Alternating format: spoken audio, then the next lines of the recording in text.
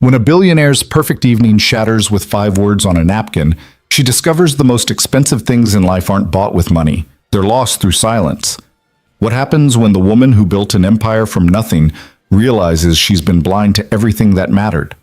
Tonight, Eleanor Cross will receive a message that costs nothing but changes everything.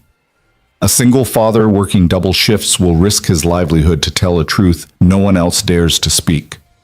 And before dawn breaks over the city skyline, the carefully constructed walls of power, marriage, and control will crack wide open. This is a story about the notes we never write, the truths we're afraid to hear, and the moment when being seen becomes more terrifying than staying invisible. Stay with me until the very end. You won't believe where this journey leads. And when you're done, hit that like button and drop a comment with your city name, so I can see just how far Eleanor's story travels across the world. Now let me take you back to where it all began. One autumn evening when everything looked perfect and nothing actually was. The October rain had stopped just before sunset, leaving the downtown streets glazed with reflected light. Gold from the street lamps, red from the taillights, the deep blue of approaching night. Eleanor Cross stood at the floor-to-ceiling windows of Marchand, the kind of restaurant where reservations were made 3 months in advance, and the silence between courses felt intentional, almost sacred. She watched the city below with the detached appreciation of someone who'd conquered it, studied it, and ultimately grown bored with the view. "Your table is ready, Mrs. Cross." The hostess, young, impeccably groomed, trained to recognize power when it walked through the door, gestured toward the corner booth. Eleanor followed without acknowledgement. Courtesy was something she rationed carefully, spent only where it might yield return. After 23 years of building Cross development from a single property investment into a portfolio worth $3 billion, she'd learned that thank yous were often mistaken for weakness. The booth was her usual spot. Secluded enough for privacy, positioned perfectly to survey the room. The leather was the color of burnt caramel, soft and expensive. The table held a single orchid in a crystal vase, white petals with the faintest blush of pink at their hearts, beautiful and entirely without scent. "Will Mr. Cross be joining you this evening?" Eleanor settled into her seat, smoothing the fabric of her charcoal dress. "He's already here, somewhere." The hostess's smile never wavered, but something flickered in her eyes, recognition, perhaps, or the carefully cultivated ignorance of someone paid well to notice nothing. "Of course. Lucas will be your server tonight. He'll be right with you." Eleanor didn't watch her leave. She was already scanning the restaurant, cataloging details with the systematic attention that had made her fortune.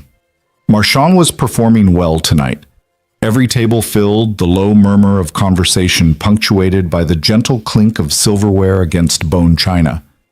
In the far corner, near the bar, she spotted Richard, her husband of 19 years, leaning against the mahogany counter with the relaxed posture of a man who'd never had to fight for anything.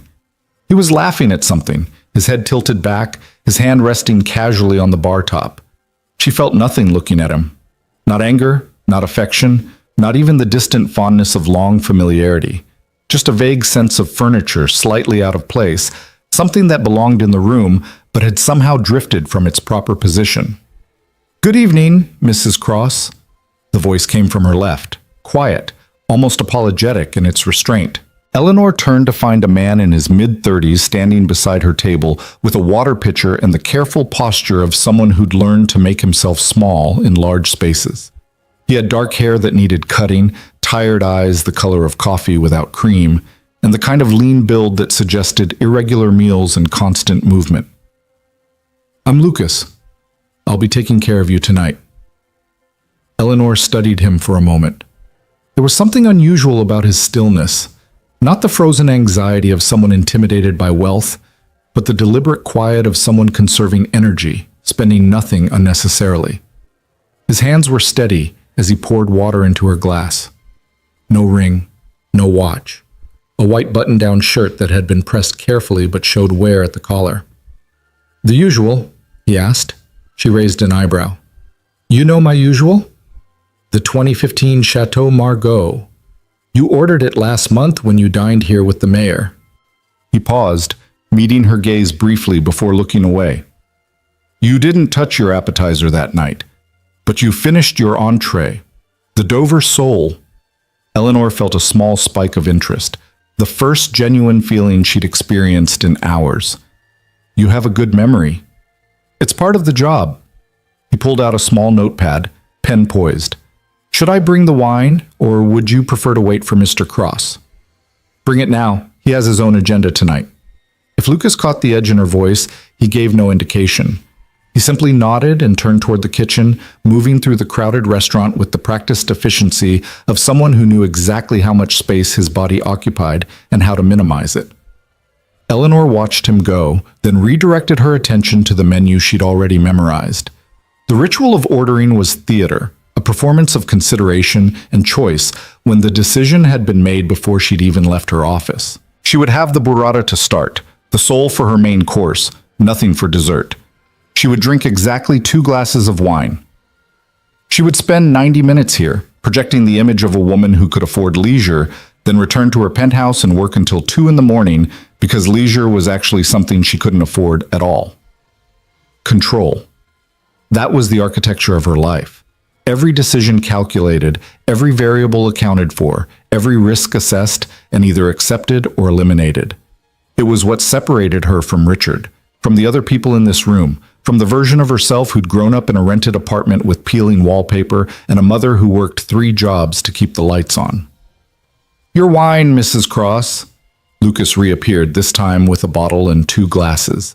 He performed the tasting ritual with practiced precision, the presentation of the label, the careful uncorking, the small pour for her approval. Eleanor went through the motion, swirling and tasting, nodding her consent. The wine was perfect. It was always perfect here. That was why she kept returning. I'll bring your appetizer shortly. Actually, Eleanor set down her glass. Tell me something. Lucas paused, his expression carefully neutral. Of course. Do you enjoy this work? The question seemed to surprise him. For a moment, the professional mask slipped and she saw something underneath. Exhaustion, perhaps, or a flash of dark humor at the absurdity of a billionaire asking a waiter about job satisfaction. It pays the bills, he said finally, and it's honest work. Honest work. Eleanor repeated the phrase, testing its weight. Is that important to you? Honesty? It's one of the few things that doesn't depreciate over time. Lucas shifted the wine bottle slightly on the table, a small adjustment that suggested discomfort with the conversation's direction. Will there be anything else right now? Eleanor waved him away. She wasn't sure why she'd asked the question, some impulse born from boredom or the particular quality of the evening light, the way it made everything look slightly unfamiliar. She took another sip of wine and returned her attention to the room. Richard had moved from the bar. She spotted him now at a table near the back, partially obscured by a decorative screen of hammered bronze. He wasn't alone. A young woman sat across from him, early 20s, Eleanor guessed, with dark hair pulled into a sleek ponytail and the kind of luminous skin that came from youth rather than expensive serums. A waitress, based on her uniform. She was leaning forward, saying something that made Richard smile in a way Eleanor couldn't remember seeing in years. Open, unguarded, almost boyish. Eleanor felt a distant curiosity, like noticing an unusual cloud formation. Should she care? The question arrived clinically, without emotional charge. She tried to remember the last time she and Richard had leaned toward each other like that, sharing some private amusement. The attempt produced nothing but blank space. Your burrata, Mrs. Cross? Lucas placed the appetizer before her, fresh mozzarella with heirloom tomatoes, basil, and a drizzle of aged balsamic. The presentation was artful, the tomatoes cut to reveal their internal geometry, the cheese torn rather than sliced to show its texture. Eleanor picked up her fork. Is everything all right? Lucas asked. Why wouldn't it be? No reason, but he hesitated, his gaze flickering briefly toward the back of the restaurant before returning to her. I just wanted to make sure you had everything you needed. There was something in his tone, a subtle stress on certain words that suggested layers beneath the surface politeness. Eleanor looked at him more carefully. His expression remained professionally pleasant, but his posture had shifted. The careful invisibility was still there, but underneath it she sensed something else. Tension, the physical language of someone carrying information they weren't sure how to deliver. Is there something you want to tell me? She asked. Lucas's jaw tightened almost imperceptibly. Just that I'll check back in a few minutes. Please enjoy your meal. He left before she could press further. Eleanor watched him retreat toward the kitchen, moving quickly now, urgency replacing the earlier careful pace. Interesting. She returned her attention to the burrata, taking a small bite. The flavors were exactly as they should be. The milky richness of the cheese, the sweet acidity of the tomatoes, the bright punctuation of basil. She ate mechanically, her mind elsewhere. The evening progressed with the same polished choreography. Lucas brought her sole, perfectly cooked, delicate and flaky, served with brown butter and capers. He refilled her wineglass. He appeared and disappeared with the seamless timing of someone who'd mastered the art of anticipating needs without being intrusive. But Eleanor noticed that each time he approached her table, he seemed to be carrying something beyond the physical items on his tray. A weight, a decision unmade. Around her, the restaurant hummed with its particular music. Quiet laughter from a nearby table where an older couple celebrated some private anniversary. The sharp bark of a laugh from a group of young professionals, their suits expensive, their confidence still fresh and untested. The low murmur of a business negotiation happening over steak and red wine. Both parties performing the ritual dance of seeming disinterested while calculating exact percentages. Eleanor had choreographed similar evenings 1,000 times. She'd closed deals over dessert, dismantled competitors over cocktails, built alliances over appetizers. She'd learned to read the room like a ledger, tracking the flow of power and influence, noting who deferred to whom, who paid the check, who walked out first. It was a language she spoke fluently, and until tonight she'd believed she understood every dialect. But something was off. She could feel it the way you feel a missing stair in a familiar staircase, that moment of imbalance before your brain catches up to the error. The restaurant looked the same, the lighting, the flowers, the careful arrangement of tables.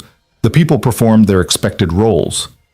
And yet, "Can I clear your plate, Mrs. Cross?" Lucas again. His timing was slightly off now, arriving a moment too early before she'd quite finished. Eleanor set down her fork and studied him. His composure had degraded further. The professional mask remained, but it was cracking at the edges. "Lucas," she kept her voice level.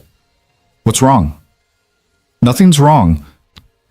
He reached for her plate, his movements precise but faster than necessary. "I hope everything was to your satisfaction." It was perfect, as always. Eleanor leaned back slightly, creating space for the conversation to expand. "Which is why I'm curious why you seem so uncomfortable." "I'm not." He stopped, plate in hand, and for a moment she saw him make a calculation. Whatever he'd been weighing since the evening began, something was tipping the scale. "Mrs. Cross, I need to ask you something." "Go ahead." "Do you want the truth, or do you want the comfortable lie?" The question landed like a stone dropped into still water. Eleanor felt the ripples spreading outward, disturbing the careful surface of the evening. Around them, the restaurant continued its performance, oblivious, unchanged, operating according to scripts everyone had agreed to follow.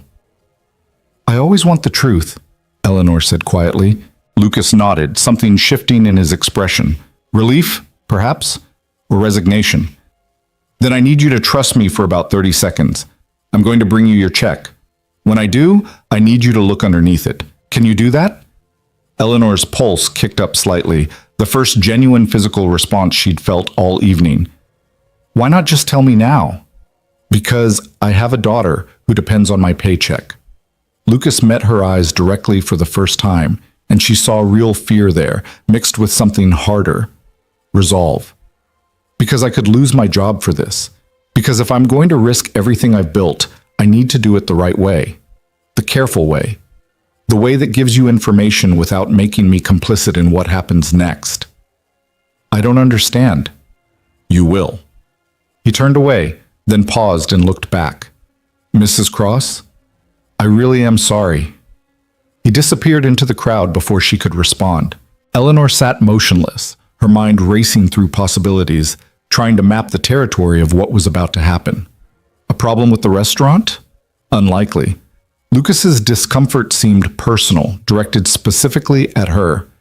Something illegal she'd been inadvertently involved in?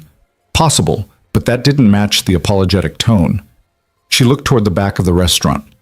Richard was gone now, his table empty except for wine glasses and the remnants of dessert. The young waitress was nowhere to be seen either. Eleanor felt a cold suspicion beginning to form, crystallizing into something more solid with each passing second. 5 minutes later, Lucas reappeared with a black leather folder. He placed it on the table with hands that trembled almost imperceptibly, then stepped back. "Thank you for dining with us this evening, Mrs. Cross." "Lucas," Eleanor kept her voice low, "whatever this is, please, just look." He walked away quickly, not quite running, but moving with clear intent to put distance between himself and whatever was about to detonate. Eleanor watched him go, then turned her attention to the check folder. It looked identical to 1,000 others she'd seen. Black leather, the Marchand logo embossed in gold, the soft weight of good materials. She opened it slowly. The bill itself was unremarkable. The wine, the appetizer, the entree, numbers that meant nothing to someone with her wealth. But tucked beneath the receipt, on a small piece of paper torn from a server's notepad, was a message in careful handwriting. "I'm sorry, but you need to know this tonight. Your husband left 30 minutes ago. He wasn't alone. The waitress he was with is Melissa Grant. She's 23. This isn't the first time. You deserve to know. You deserve better than finding out some other way. I hope you can forgive me for telling you. Lucas." Eleanor read the words once, twice, 3 times. Her hand stayed steady. Her breathing remained even. To anyone watching, she might have been reviewing an itemized charge, checking for errors in the accounting.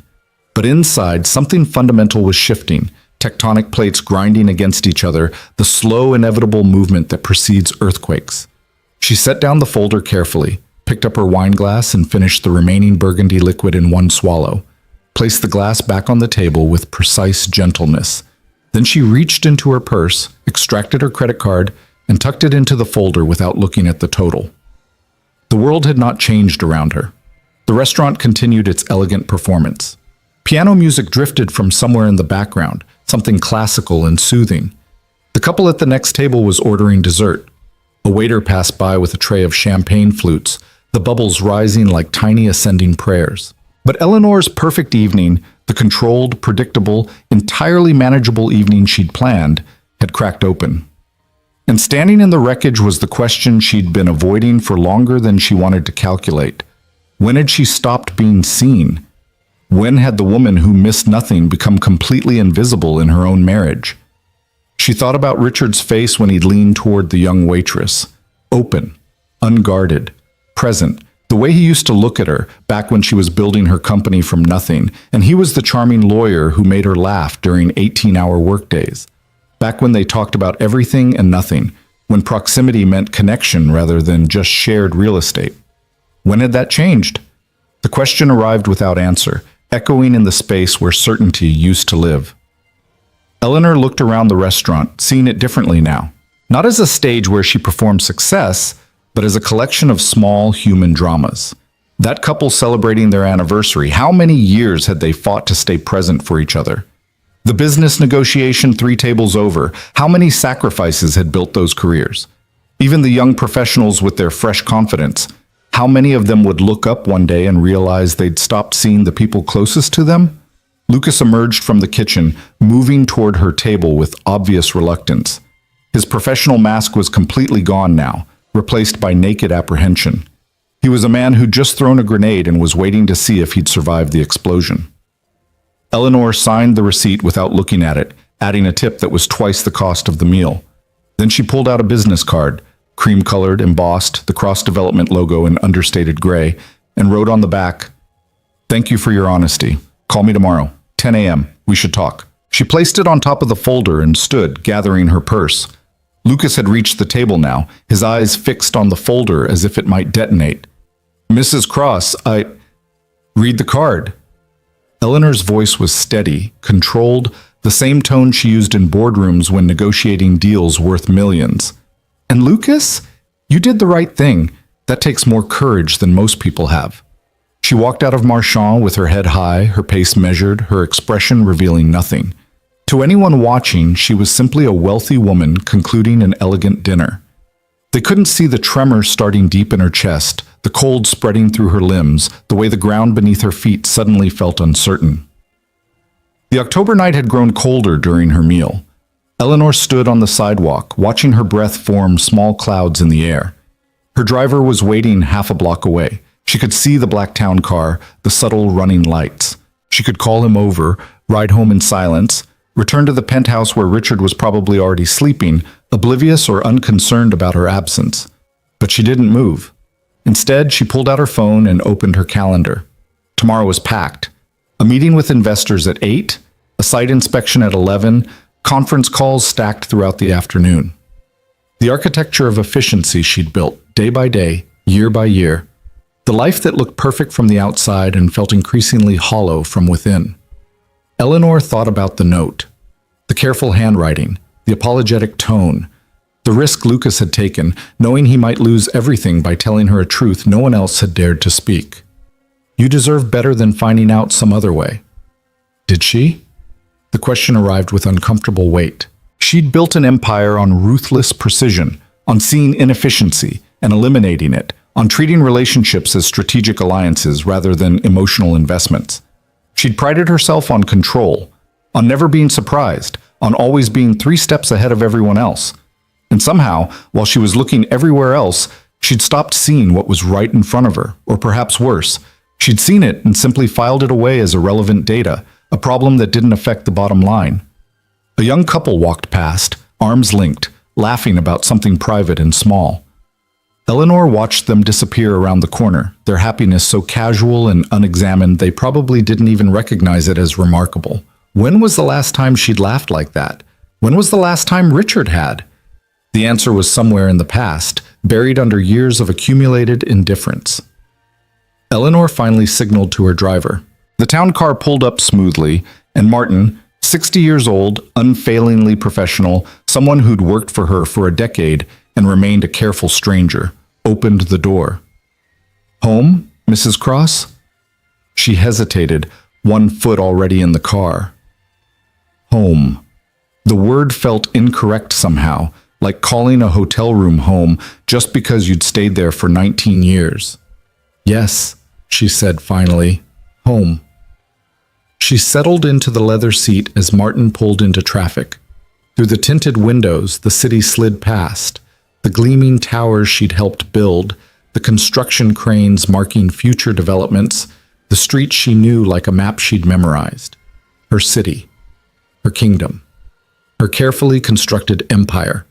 But tonight, driving through streets she'd conquered, Eleanor Cross felt more lost than she'd been in 23 years. And somewhere in that confusion, beneath the shock and the creeping numbness, a small voice was asking a question she couldn't ignore. What else had she stopped seeing while she was busy looking everywhere else? The penthouse was dark when she arrived. Richard's car was in the garage, the silver Porsche he'd bought 3 years ago and drove maybe twice a month. Eleanor took the private elevator up, her heels clicking against marble that had cost more per square foot than most people earned in a month. The doors opened onto the foyer, all glass and steel and carefully curated art. Beautiful, empty, like walking into a magazine photograph. She found Richard in the den, sprawled on the leather sectional with his laptop balanced on his stomach, tie loosened, shoes off. He looked up when she entered, offering a vague smile that barely registered her presence. "Hey, how was dinner?" Eleanor stood in the doorway, studying him. This man she'd married 19 years ago. This stranger who shared her address but had apparently stopped sharing anything that mattered. She could confront him now. Ask him directly about Melissa Grant, about the waitress he'd left with, about how long the affair had been going on. But looking at him, really looking at him, she realized the affair was just a symptom. The disease had been growing much longer, fed by mutual neglect and the gradual erosion of presence. They'd stopped seeing each other so long ago that infidelity was almost predictable, a logical conclusion to years of emotional distance. "It was fine," she heard herself say. Richard nodded, already returning his attention to his laptop. "Good. I'm just finishing up some emails. Big case next week." Eleanor watched him for another moment, then turned and walked to the bedroom. She changed into silk pajamas that cost $800 and felt like wearing expensive air. She washed her face with products formulated by French chemists. She stood at the window looking out at the city lights, holding a glass of water she didn't want, and tried to remember the last time she'd felt anything real. The note was still in her purse. She took it out, unfolding the small piece of paper, reading Lucas's careful handwriting again. You deserve better than finding out some other way. Maybe she did. Maybe she didn't. Maybe what she deserved was exactly this, the hollow consequence of building an empire while letting her life crumble unnoticed at the foundation. Eleanor climbed into bed alone, the expensive sheets cool and impersonal. Richard would join her eventually, or he wouldn't. It barely mattered anymore. They'd been sleeping in the same bed for years while living in entirely separate worlds. She thought about Lucas, a single father working double shifts at a restaurant, someone who had everything to lose by telling her the truth. Someone who'd seen her more clearly in one evening than her own husband had in years. Tomorrow she would call him, they would talk, and maybe, just maybe, she would begin the hard work of learning to see again, starting with the parts of her life she'd been too comfortable ignoring. But tonight, lying in the dark of her expensive bedroom, Eleanor Cross allowed herself something she rarely permitted: uncertainty. The admission that control was an illusion. The recognition that she'd built her entire identity on being invulnerable, and vulnerability had arrived anyway, delivered by a waiter with tired eyes and more courage than she'd shown in years. The note sat on her nightstand, 5 handwritten lines that had cracked her perfect world wide open. She didn't sleep. She simply lay there, watching the city lights paint patterns on her ceiling, and wondered what came next when everything you'd built your life on suddenly revealed itself as hollow. The only sound was Richard's eventual arrival, the soft shuffle of his footsteps, the rustle of sheets, his breathing evening out into sleep. So close and so impossibly far away. Eleanor stared at the darkness and waited for morning. Morning arrived without permission, gray light filtering through the floor-to-ceiling windows like an unwelcome guest. Eleanor hadn't slept. Not really. She drifted through those strange hours between midnight and dawn, where time loses meaning, where thoughts circle endlessly without resolution, where the ceiling becomes a screen playing scenes you can't stop watching. Richard's side of the bed was already empty when she finally gave up the pretense of rest. She could hear the shower running in his bathroom. They'd had separate bathrooms for 8 years now, another small concession that had seemed practical at the time and now felt like evidence of something larger. The sound of water through expensive tile was steady, impersonal, the white noise of a life running on autopilot. Eleanor rose and dressed with mechanical precision. A charcoal suit today, perfectly tailored, the armor she wore into boardrooms where showing weakness meant losing millions. She applied makeup with the same systematic attention, foundation, concealer, the subtle enhancement of features that suggested authority without seeming to try. When she looked in the mirror, she saw exactly what she intended: a woman in complete control. The reflection was a liar. She found Richard in the kitchen, already dressed in his own uniform, navy suit, crisp white shirt, the silver cufflinks she'd given him for their 10th anniversary. He was scrolling through his phone while the espresso machine hissed and gurgled, producing the dark liquid that fueled his mornings. He didn't look up when she entered. "Morning," he said, eyes still on the screen. "I've got an early meeting. Probably won't be home until late." Eleanor poured herself coffee from the French press. She preferred the ritual of manual brewing, the small act of intention Richard had always found unnecessarily complicated. "We need to talk." "Can it wait? I'm running behind." "No." She kept her voice level. "It can't." Something in her tone made him look up finally, his expression shifting from distracted to mildly concerned. "What's wrong?" Eleanor took a sip of coffee, buying herself a moment. The note was still in her purse upstairs, but she didn't need to read it again. The words were carved into her memory now, permanent as scars. "Where were you last night? After dinner?" Richard's face remained neutral, but she caught the slight tightening around his eyes, the micro-expression of someone calculating their next move. "I had drinks with a client." "Why?" "Which client?" "Eleanor, what is this?" He set down his phone with deliberate care. "Why are you interrogating me?" "I'm asking a simple question." "Which client?" Davidson, from the Henderson case. The lie arrived smoothly, practiced, suggesting this wasn't the first time he'd deployed it. We met at the bar around 9, talked strategy for a couple hours. I got home around 11:30. You were already asleep. Eleanor nodded slowly, watching him. 23 years of reading people in high-stakes negotiations had taught her the grammar of deception, the slight pause before answering, the extra detail designed to sound convincing, the way liars often over-explain simple things. That's interesting, she said quietly, because I was at Marchand last night. I saw you there. Richard went very still. The expensive kitchen hummed around them, the refrigerator, the espresso machine winding down, the distant sound of traffic 20 floors below. The silence stretched between them like a physical thing, heavy and unavoidable. You were there? His voice was careful now, recalibrating. I was, and I saw you with someone, a young woman. You left together around 8:30. She watched him process this, watched the calculations happening behind his eyes. He could deny it, claim she was mistaken, that she'd misinterpreted what she'd seen. But they both knew she hadn't gotten where she was by misreading situations. Eleanor, don't. She set down her coffee cup with precise gentleness.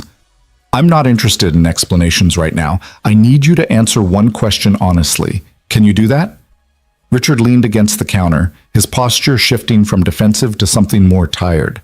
Resigned, maybe, or relieved that pretense was no longer required. Go ahead. How long? Does it matter?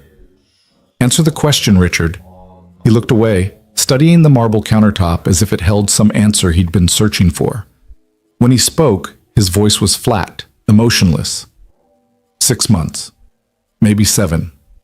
Eleanor felt the words land like physical blows, each one precise and devastating.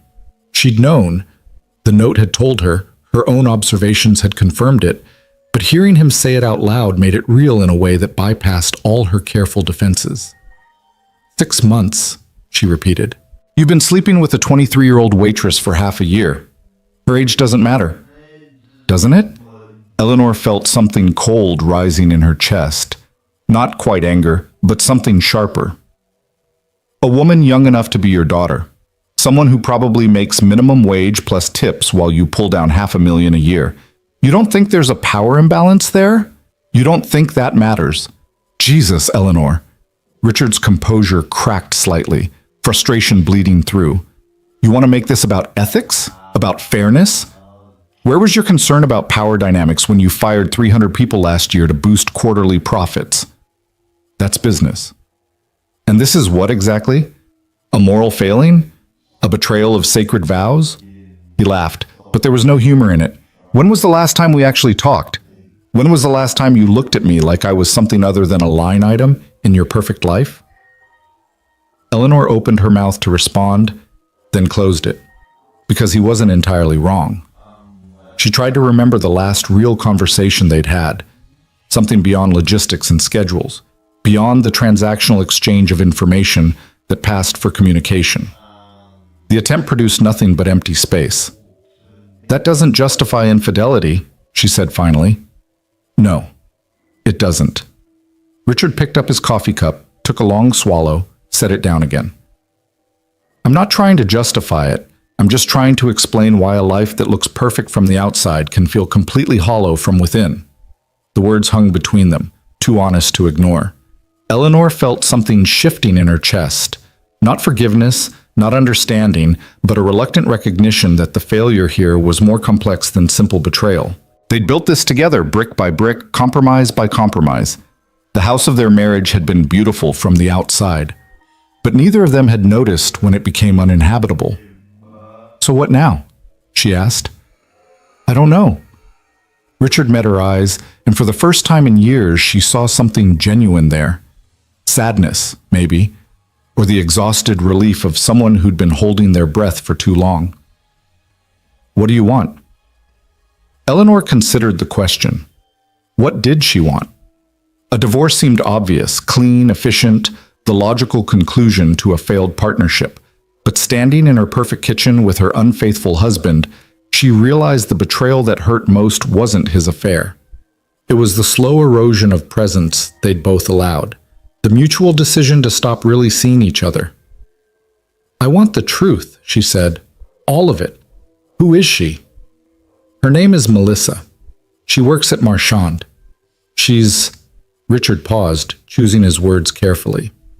"She's kind. Funny. She actually listens when I talk. And I don't?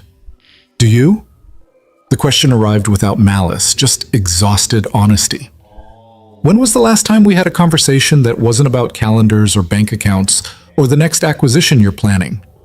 Eleanor felt the accusation settle over her like cold water.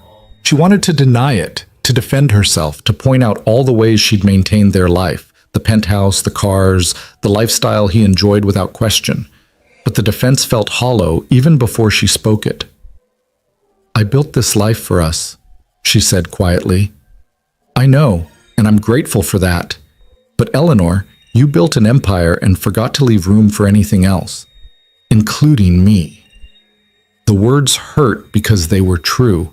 She'd spent 23 years focused on growth, on expansion, on the next deal and the next property and the next million added to her net worth. She told herself it was all for them, for their future, for security. But somewhere in that relentless forward motion, she'd stopped asking what they were building toward. She'd stopped asking if Richard was even still beside her on the journey. "I should go," Richard said, checking his watch with the automatic gesture of someone always measuring time. "My meeting starts in 20 minutes. "Wait." Eleanor moved toward him, then stopped, unsure what she was trying to reach for. "We need to finish this conversation." "Do we?" "I think we both know where it's heading." "Richard, Eleanor, I love you. I do." His voice was gentle now, almost kind. "But I don't think I've been in love with you for a very long time. And I don't think you've been in love with me either. We've just been too busy to notice." He left before she could respond, his footsteps fading down the hallway, the elevator chiming, the sound of the doors closing with quiet finality. Eleanor stood alone in the kitchen, surrounded by marble and stainless steel and all the expensive trappings of success, and felt the carefully constructed walls of her life beginning to crumble. Her phone buzzed. A text from her assistant. "Investors meeting in 40 minutes. Should I have Martin bring the car around?" Eleanor stared at the message, at the routine demanding her attention, pulling her back into the familiar rhythms of work and control. She could do this. She could put on her armor, walk into that meeting, negotiate and strategize and close deals worth millions. She could perform competence so convincingly that no one would guess her marriage was disintegrating in real time. But instead, she typed back, "Cancel it. Reschedule for tomorrow." The response came immediately. "Everything okay?" Eleanor didn't answer. She poured more coffee, carried it to the living room, and sank into the sectional where Richard had been sitting last night, pretending to work while his affair continued wherever he'd gone. The morning light was stronger now, harsh and unforgiving, illuminating every surface with cruel clarity. She thought about Lucas, the waiter who'd risked everything to tell her the truth. She'd told him to call at 10, but it was barely 8 now. 2 hours to sit with the wreckage of her marriage, 2 hours to decide what came next. Her phone buzzed again. Not her assistant this time, but an unknown number. She answered without thinking. "Mrs. Cross, it's Lucas Reed from Marchand." Eleanor felt something shift in her chest. Surprise, perhaps, or the strange relief of hearing a voice that held no history, no accumulated disappointment. "You're early. I said 10. "I know. I'm sorry. I couldn't sleep last night. I kept thinking about what I'd done, whether I'd made everything worse." He paused, and she could hear the anxiety in his breathing. "Did you confront him?" "This morning, yes." "And?" Eleanor looked around her living room, the art she'd collected but never really looked at, the furniture chosen by an interior designer for aesthetic impact rather than comfort, the windows that offered a view of a city she'd conquered but never really inhabited. "And you were right. About everything." Lucas was quiet for a moment. "I'm sorry." "Don't be. You did what no one else had the courage to do." Eleanor set down her coffee cup. "Can we meet? I know I said 10, but if you're available now—" "I can't right now. I have my daughter this morning. But but I could meet you around noon. There's a coffee shop near my apartment. Nothing fancy, but it's quiet. Send me the address. He did, and 20 minutes later, Eleanor was in her car, driving herself for the first time in months. Martin had looked confused when she'd waved him off, insisting she wanted to drive. But she needed this. The physical act of steering, the small decisions about lanes and turns, the sensation of being in control of something, even if it was just a vehicle moving through traffic. The coffee shop was in a neighborhood Eleanor rarely visited, working class, diverse, the kind of place where people lived actual lives rather than just storing their possessions between business trips.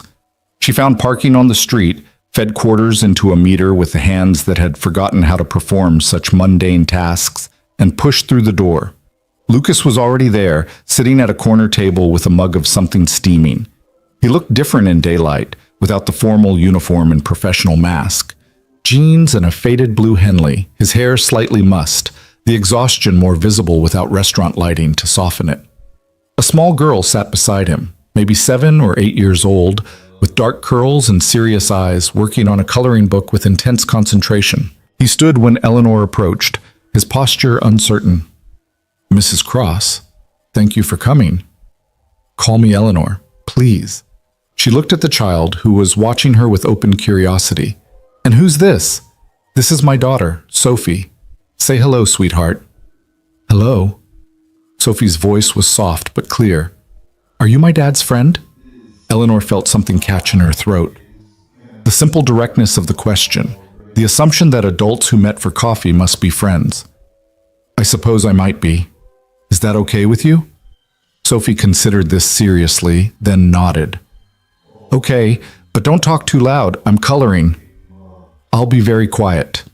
Lucas gestured to the chair across from him. Can I get you something? The coffee here is actually decent. Just black coffee. Thank you.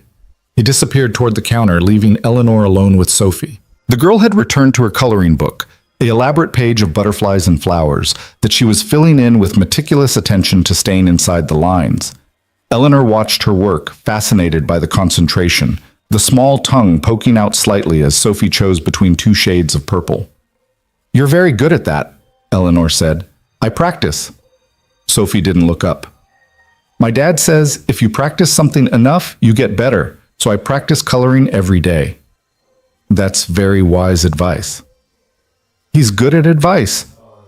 Now Sophie did look up, fixing Eleanor with those serious eyes. Are you sad? The question arrived like an arrow, unexpected and precise. Eleanor felt her carefully maintained composure waver. Why do you ask? You look like my dad does sometimes, when he thinks I'm not watching, like you're trying really hard not to cry. Eleanor blinked, feeling the dangerous pressure behind her eyes. This child, this small, observant, ridiculously perceptive child, had seen through her in 30 seconds. I suppose I am a little sad today. Did something bad happen? Something complicated happened. Sometimes grown-up problems are hard to explain. Sophie nodded sagely. My dad says that too, but I think grown-ups make things too complicated. Usually the answer is pretty simple if you just say what's true. You're a very smart girl. I know. Sophie returned to her coloring. My dad tells me that all the time. Lucas returned with Eleanor's coffee, plus a small hot chocolate for Sophie. He slid into his seat, glancing between them. You two getting acquainted? Sophie was just teaching me about the value of practice, Eleanor said, wrapping her hands around the warm mug, and about telling the truth. Lucas smiled, a real smile, unguarded and genuine. She's better at both than I am. They sat in silence for a moment, the coffee shop humming with quiet morning activity around them. A student typing on a laptop in the corner, an older couple sharing a pastry, the barista wiping down the espresso machine with methodical care, normal life continuing its mundane rhythms while Eleanor's world restructured itself. I talked to him, she said finally. My husband. This morning. Lucas's expression grew serious. How did he react? He admitted it. 6 or 7 months, apparently, with Melissa Grant, like you said. Eleanor took a sip of coffee. It was decent, strong, and honest. Nothing like the artisanal blends she usually drank. But the affair isn't really the problem. Or maybe it is, but it's not the whole problem. What do you mean? Eleanor struggled to find the words. She'd spent her entire career communicating with precision, but this required a different language, one she'd neglected for so long she'd almost forgotten it existed. He said something that I can't stop thinking about. He said I built an empire and forgot to leave room for anything else, including him. Lucas was quiet, his hands wrapped around his own mug. Sophie had put down her crayons and was listening now, not even pretending to color anymore. Is that true? Lucas asked gently. I don't know. Maybe. Eleanor set down her coffee, needing something to do with her hands. I thought I was building a life, security, success, all the things I never had growing up. But somewhere in all that building, I stopped paying attention to what I was building it for. My mom was like that, Sophie said suddenly. Both adults turned to look at her. She was staring at her coloring book, not meeting their eyes. She worked all the time, and then one day she just left. Lucas reached over and squeezed his daughter's shoulder gently. Sophie, it's okay, Dad. I know you don't like talking about it, but it's true. Sophie looked up at Eleanor now, her expression open and achingly honest. My dad says Mom had her reasons, that sometimes people need different things to be happy, but I think maybe she just forgot how to be happy with what she had. The wisdom in those words, coming from a child who couldn't be more than 8, hit Eleanor like a physical force. This little girl, abandoned by her mother, sitting in a cheap coffee shop with her single father waiter while he tried to help a stranger navigate her own marriage. The contrast to Eleanor's life was so stark it was almost absurd.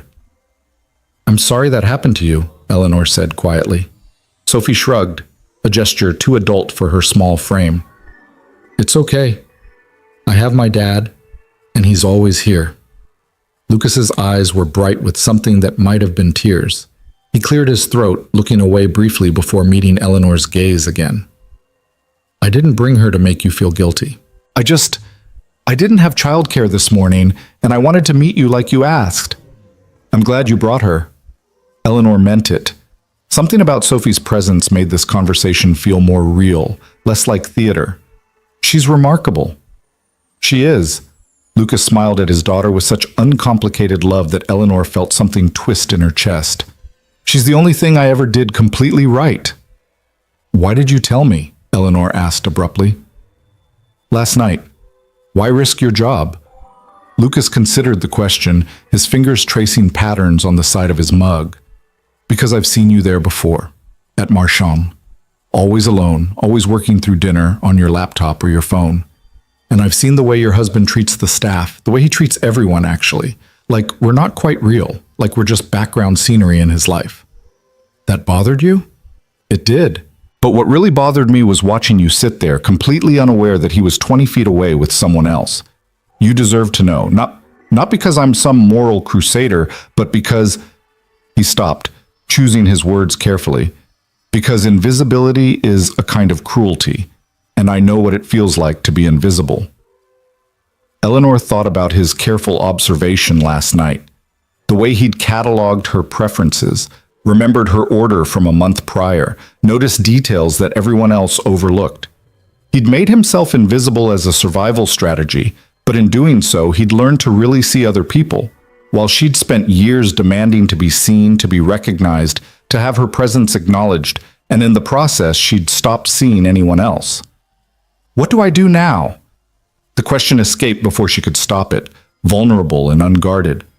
Lucas shook his head slowly. I can't answer that. I can barely manage my own life. But I can tell you what I learned when my wife left. You can spend forever analyzing what went wrong, trying to assign blame, constructing elaborate narratives about who failed whom. Or you can just be honest about what you actually want now, moving forward. And what if I don't know what I want? Then that's your starting point, not knowing. He glanced at Sophie, who'd returned to her coloring. After Sarah left, I spent 6 months trying to figure out what I'd done wrong, how I could have been different, whether I was enough. And then one night, Sophie asked me why I was always sad. And I realized I was so busy looking backward that I'd stopped being present for the one person who actually needed me. Eleanor watched him with his daughter, saw the easy affection between them, the trust. This man who worked double shifts at a restaurant, who probably worried about rent and childcare and all the mundane concerns she'd insulated herself from with wealth. He had less than her in every measurable way, but watching him now, she understood he had something she'd lost or perhaps never had, the ability to be fully present, to show up completely for someone else. "Your ex-wife," Eleanor said carefully. "She just left? No warning?" "Oh, there was warning. I just didn't want to see it." Lucas's smile was rueful. Sarah was ambitious, driven. She had big dreams about the life she wanted, and somewhere along the way I became an obstacle to those dreams instead of a partner in them. So she left, took a job in London, sends Sophie birthday cards twice a year and never calls. That must be incredibly hard. It was. It is. He looked at his daughter with obvious love. But it also clarified things. I know exactly what matters now. I know who shows up. I know what presence actually means. Eleanor felt tears threatening again. This strange emotional leakage that kept catching her by surprise. She'd spent decades controlling her reactions, managing her expressions, presenting exactly the image she wanted to project. But sitting in this coffee shop with a waiter and his 8-year-old daughter, her careful defenses were crumbling. "I fired someone once," she heard herself say. 3 years ago. A young woman named Maya Collins. She'd been with my company for 6 months, an intern, straight out of college, so eager to prove herself. Lucas waited, not interrupting. She made a mistake on a presentation. Nothing catastrophic, but it was embarrassing, made me look unprepared in front of investors. Eleanor stared at her coffee, watching the dark surface ripple slightly. "I fired her on the spot. Didn't give her a chance to explain, didn't consider that she was learning, that everyone makes mistakes. I just eliminated the problem." "Why are you telling me this?" "Because last night when I saw Melissa Grant with my husband..." Eleanor looked up, meeting Lucas's eyes. "I recognized her. It took me a few hours to place it, but I finally did. Melissa Grant is Maya Collins. She changed her name, but it's the same person. The intern I fired without mercy, the career I probably destroyed." Lucas's expression shifted. Surprise, then something more complex. Understanding, maybe, or the recognition of patterns too large to be coincidence. "So your husband's affair," he said slowly, "is with someone you fired." "Yes, and I don't know if that matters, if it's relevant, if it changes anything, but it feels like..." Eleanor struggled for the words. "Like the universe putting a mirror in front of me, showing me the consequences of my actions. Or maybe I'm just trying to find meaning where there isn't any. Or maybe," Sophie said, not looking up from her coloring, "you need to say sorry." Both adults turned to stare at her. She continued working on her butterfly, adding careful strokes of orange to its wings. "When I do something mean," Sophie continued matter-of-factly, "my dad makes me apologize, even if I didn't mean to be mean, even if I had a reason. Because saying sorry isn't about who's right. It's about acknowledging when you've hurt someone." Eleanor felt something crack open in her chest, some defensive wall she'd been maintaining without even realizing it. This child was right. Sophie was absolutely, devastatingly right. She'd spent her entire career believing that apologies were weakness, that admitting fault meant losing power. But sitting here now, she understood that refusal to apologize was its own kind of prison. "You have a very wise daughter," Eleanor said to Lucas. "I know." His voice was thick with emotion. "She's better than I deserve." "You deserve her completely." Eleanor stood abruptly, needing movement, needing air. "I should go. I've taken enough of your morning." "Eleanor, Mrs. Cross, wait." Lucas rose too. "I hope I didn't make things worse. I just wanted you to know the truth." "You didn't make anything worse. You just helped me see what was already broken." Eleanor pulled out her wallet, extracted a business card.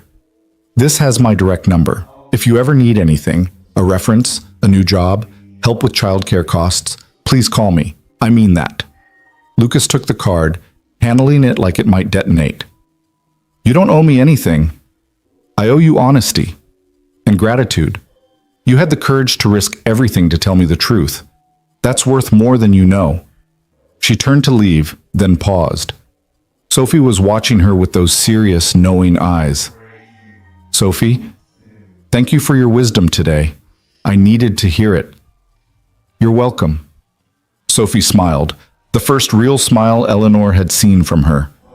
I hope the sad goes away soon. Me too, sweetheart. Me too.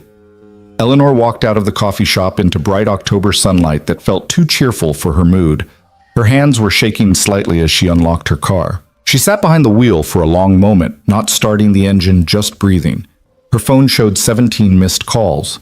Her assistant, her CFO, 2 investors, her lawyer. The machinery of her empire demanding attention, demanding she return to her role, demanding she perform the version of herself everyone expected. But Eleanor didn't start the car. Instead, she pulled up her contacts, scrolling until she found a name she hadn't called in 3 years. Maya Collins. She'd kept the number. She kept everyone's numbers, filed away in case they might someday be useful. The most cynical kind of networking. Her finger hovered over the call button. What would she even say? How do you apologize for derailing someone's career? How do you acknowledge that your ruthless efficiency had real costs, affected real lives? Sophie's voice echoed in her head. Saying sorry isn't about who's right.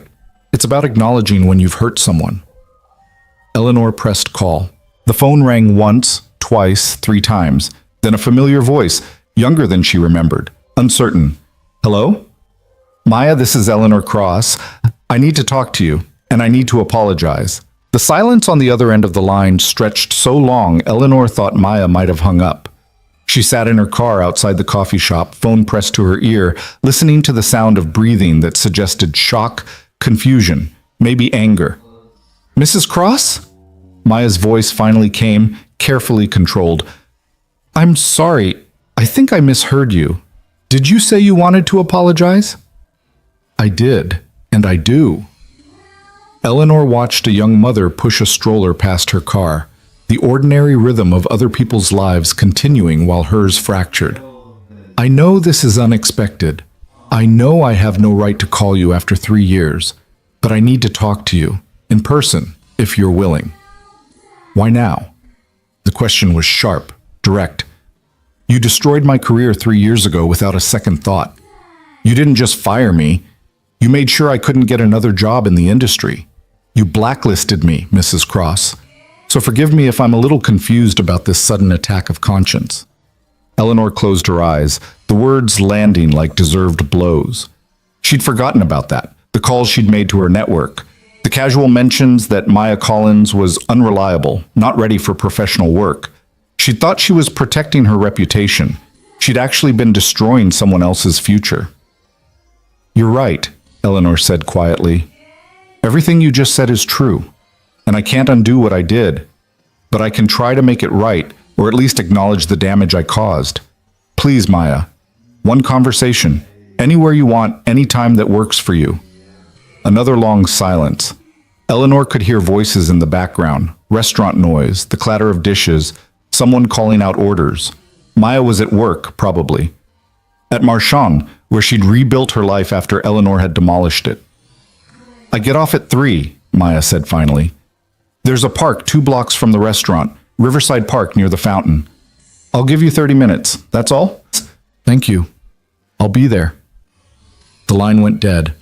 Eleanor sat holding her phone, feeling the weight of the conversation ahead.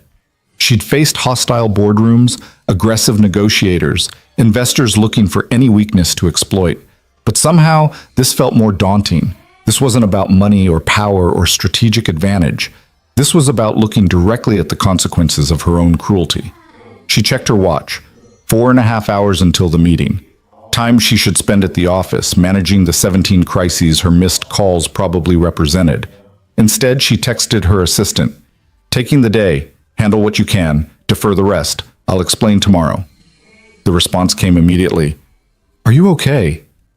Eleanor stared at the question. Was she okay? Her marriage was ending. She'd just discovered her husband's affair was with someone she'd wronged years ago. She'd spent the morning drinking coffee with a waiter and his daughter, learning lessons about presence from an 8-year-old. Nothing about this was okay. Everything about this felt like watching her carefully constructed life collapse in slow motion. I will be, she typed back. Eventually. She started the car and drove aimlessly, not ready to return to the penthouse that suddenly felt like a museum of her own emptiness. The city flowed past her windows, the downtown skyscrapers giving way to residential neighborhoods, tree-lined streets where people lived in houses instead of vertical glass towers. She thought about Lucas and Sophie, their small apartment somewhere in this sprawl, their modest life that somehow contained more genuine connection than her entire existence. Eleanor found herself driving past her old neighborhood, the place she'd grown up before wealth had insulated her from ordinary struggle. The apartment building was still there, more run down than she remembered, its beige paint peeling in patches. She pulled over across the street and sat staring at the third-floor window where she'd spent her childhood. She remembered being 12 years old, watching her mother come home from her third job of the day, exhaustion carved into every line of her face. Her mother had cleaned office buildings at night, worked retail during the day, and took in sewing on weekends, all to keep them in that cramped apartment, to keep Eleanor in decent clothes, to save money for a college fund that grew with painful slowness. "I'm going to be different," Eleanor had told her mother one night, watching her hand stitch a hem by lamplight. "I'm going to make so much money you'll never have to work again." Her mother had looked up with tired eyes and a sad smile. "Baby, money isn't everything. Don't forget that when you're chasing it." But Eleanor had forgotten. Or maybe she'd never really believed it. She'd spent 23 years proving that money was everything, that it bought security, respect, power, insulation from the struggles that had worn her mother down. She'd built an empire to prove that financial success was the ultimate validation. And now, sitting in her luxury car outside her childhood poverty, Eleanor realized her mother had been trying to warn her. Not that wealth was bad, but that the pursuit of it could consume everything else if you weren't careful. That you could win the game and lose yourself in the process. Her phone buzzed. "Richard, I'm moving out. I'll get my things this weekend. My lawyer will be in touch." Eleanor read the message 3 times, waiting for some emotional response. Sadness, anger, relief. But nothing came. Just a hollow acknowledgement that the marriage was ending, had probably ended years ago, and they'd both been too proud or too cowardly to admit it. She typed back, "Okay, I'll make sure I'm not there. Take whatever you want." His response was almost immediate. "I don't want anything, just my clothes and some books. You can keep the rest." Eleanor laughed, a sharp, humorless sound in the empty car.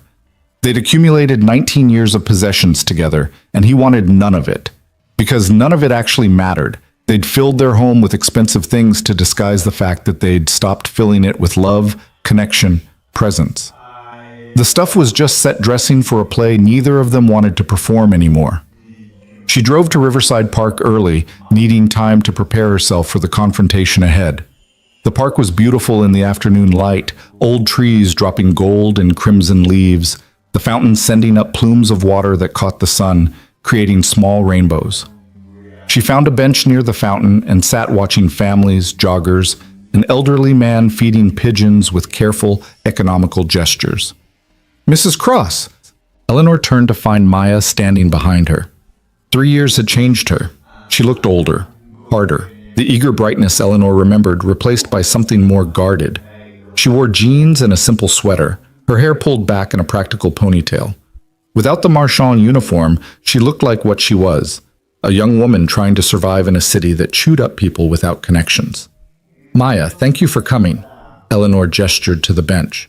"Please, sit." Maya remained standing, arms crossed. "I prefer to stand. You said 30 minutes. The clock's running." Eleanor nodded, accepting the hostility. She deserved it. "I owe you an apology, a real one, not some corporate statement designed to protect myself. I was cruel to you 3 years ago. I fired you for a minor mistake, and then I made sure you couldn't find work anywhere else in the industry. I did that because you embarrassed me in front of investors, and I couldn't tolerate that. I sacrificed your career to protect my ego." Maya's expression remained neutral, but Eleanor saw her jaw tighten. "Go on." "I told myself I was maintaining standards, that I was running a business that couldn't afford mistakes. But the truth is, I was just being vindictive. You were 22 years old, 6 months out of college, and I treated you like you were disposable." Eleanor forced herself to maintain eye contact, to not look away from the pain she'd caused. There's no excuse for what I did. I can't undo it. But I want you to know that I see it now. I see what I did to you, and I'm sorry. Maya was quiet for a long moment, her gaze fixed on the fountain. When she spoke, her voice was carefully measured. Do you know what happened after you fired me? No. I couldn't find work. Not in real estate, not in development, not anywhere adjacent to the industry. Your reputation preceded me everywhere I went. Maya's hands clenched at her sides. I burned through my savings in 3 months. Had to move back in with my parents. My dad had just been diagnosed with cancer, stage 3 colon cancer, and instead of helping with medical bills, I was a burden again. 22 years old and living in my childhood bedroom while my father was dying.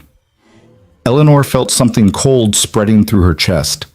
She'd known she'd hurt Maya's career, but she hadn't considered the cascading consequences. The way professional destruction rippled into every other part of someone's life. I started waiting tables, Maya continued, because it was the only work I could get. And you know what the worst part was? I was good at real estate. I loved it. I loved the problem solving, the negotiations, the way you could see your work actually change the skyline, but you took that from me. You took my future because I made one mistake. I know. Eleanor's voice was barely above a whisper. I know, and I'm sorry. You're sorry. Maya laughed, sharp and bitter. You're sorry now, 3 years later, after you've had your perfect life while I've been scraping by on minimum wage and tips. Why now, Mrs. Cross? What changed? Eleanor took a breath, deciding honesty was the only currency that mattered anymore. I found out my husband was having an affair, and the woman he was with, it was you. Melissa Grant. You changed your name. Maya's composure cracked. Color flooded her face, her arms dropping to her sides. How did you? A waiter at Marchand told me. He saw you together. He told me because he thought I deserved to know. Eleanor kept her voice level, fighting the urge to look away. And when I realized who you were, I understood something. The affair wasn't random. The universe didn't just happen to put you and Richard together. My cruelty 3 years ago set events in motion that led to this moment. I destroyed your career. You ended up at Marchand. You met my husband. And now, here we are. Maya sat down on the bench suddenly, as if her legs wouldn't hold her anymore. She stared at her hands, her breathing uneven. I didn't know. When I met Richard, I didn't know he was your husband. Not at first. But you figured it out eventually. Yes. Maya looked up, her eyes bright with unshed tears. About 3 months in, he mentioned your name, talked about you like you were this distant figure in his life. And I realized the woman who destroyed my career was the woman he came home to every night. And you know what I felt? I felt glad. Glad that I could hurt you the way you hurt me. The honesty was brutal, devastating. Eleanor felt it like a physical blow. But she also felt something else, a strange respect for Maya's willingness to admit the vindictive satisfaction. At least it was honest. At least it was real. Did you love him? Eleanor asked. Or was it always about revenge? Maya was quiet for a long time, watching the fountain.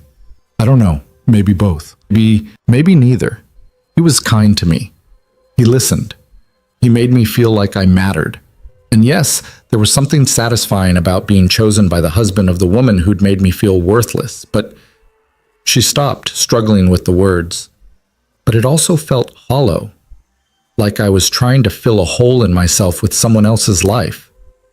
That's very honest. Honesty is about all I have left. Maya wiped her eyes roughly. So now what? You've apologized. You've acknowledged what you did. Do you want me to quit? Promise to never see Richard again? What's the price of your forgiveness? I don't want anything from you, Eleanor said. I just wanted you to know that I see what I did.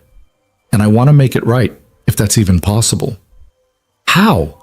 You can't give me back 3 years. You can't resurrect my father. He died 18 months ago, by the way. You can't restore my reputation in an industry I'll never work in again.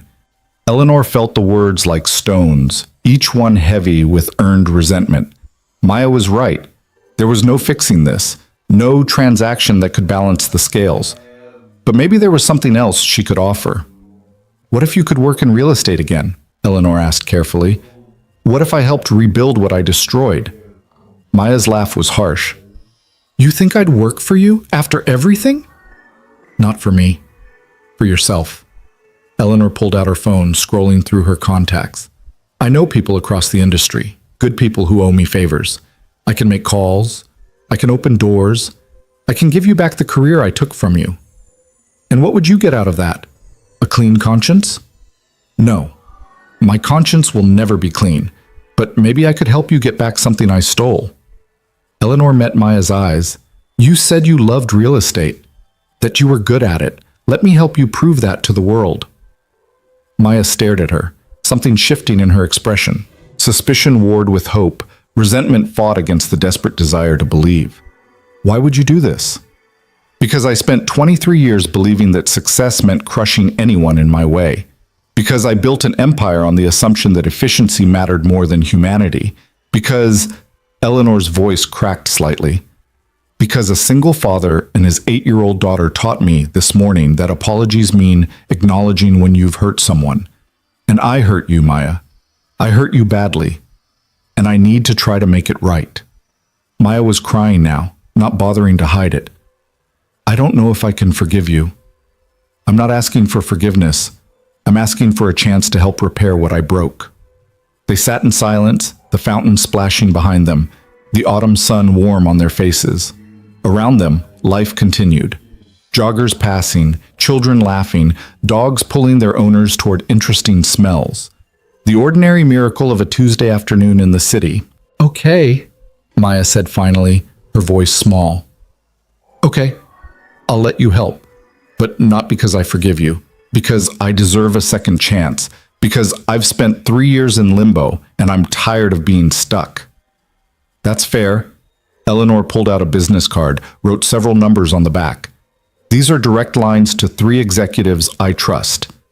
Tell them I sent you. Tell them you're talented and I made a mistake 3 years ago. They'll listen. Maya took the card, holding it like it might disappear. What about Richard? What about us?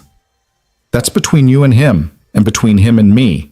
But Maya, whatever happens with my marriage, you deserve better than being someone's revenge or someone's escape. You deserve to be chosen for yourself, not because of what choosing you means to someone else. Maya nodded, fresh tears spilling over. I'm sorry. About the affair.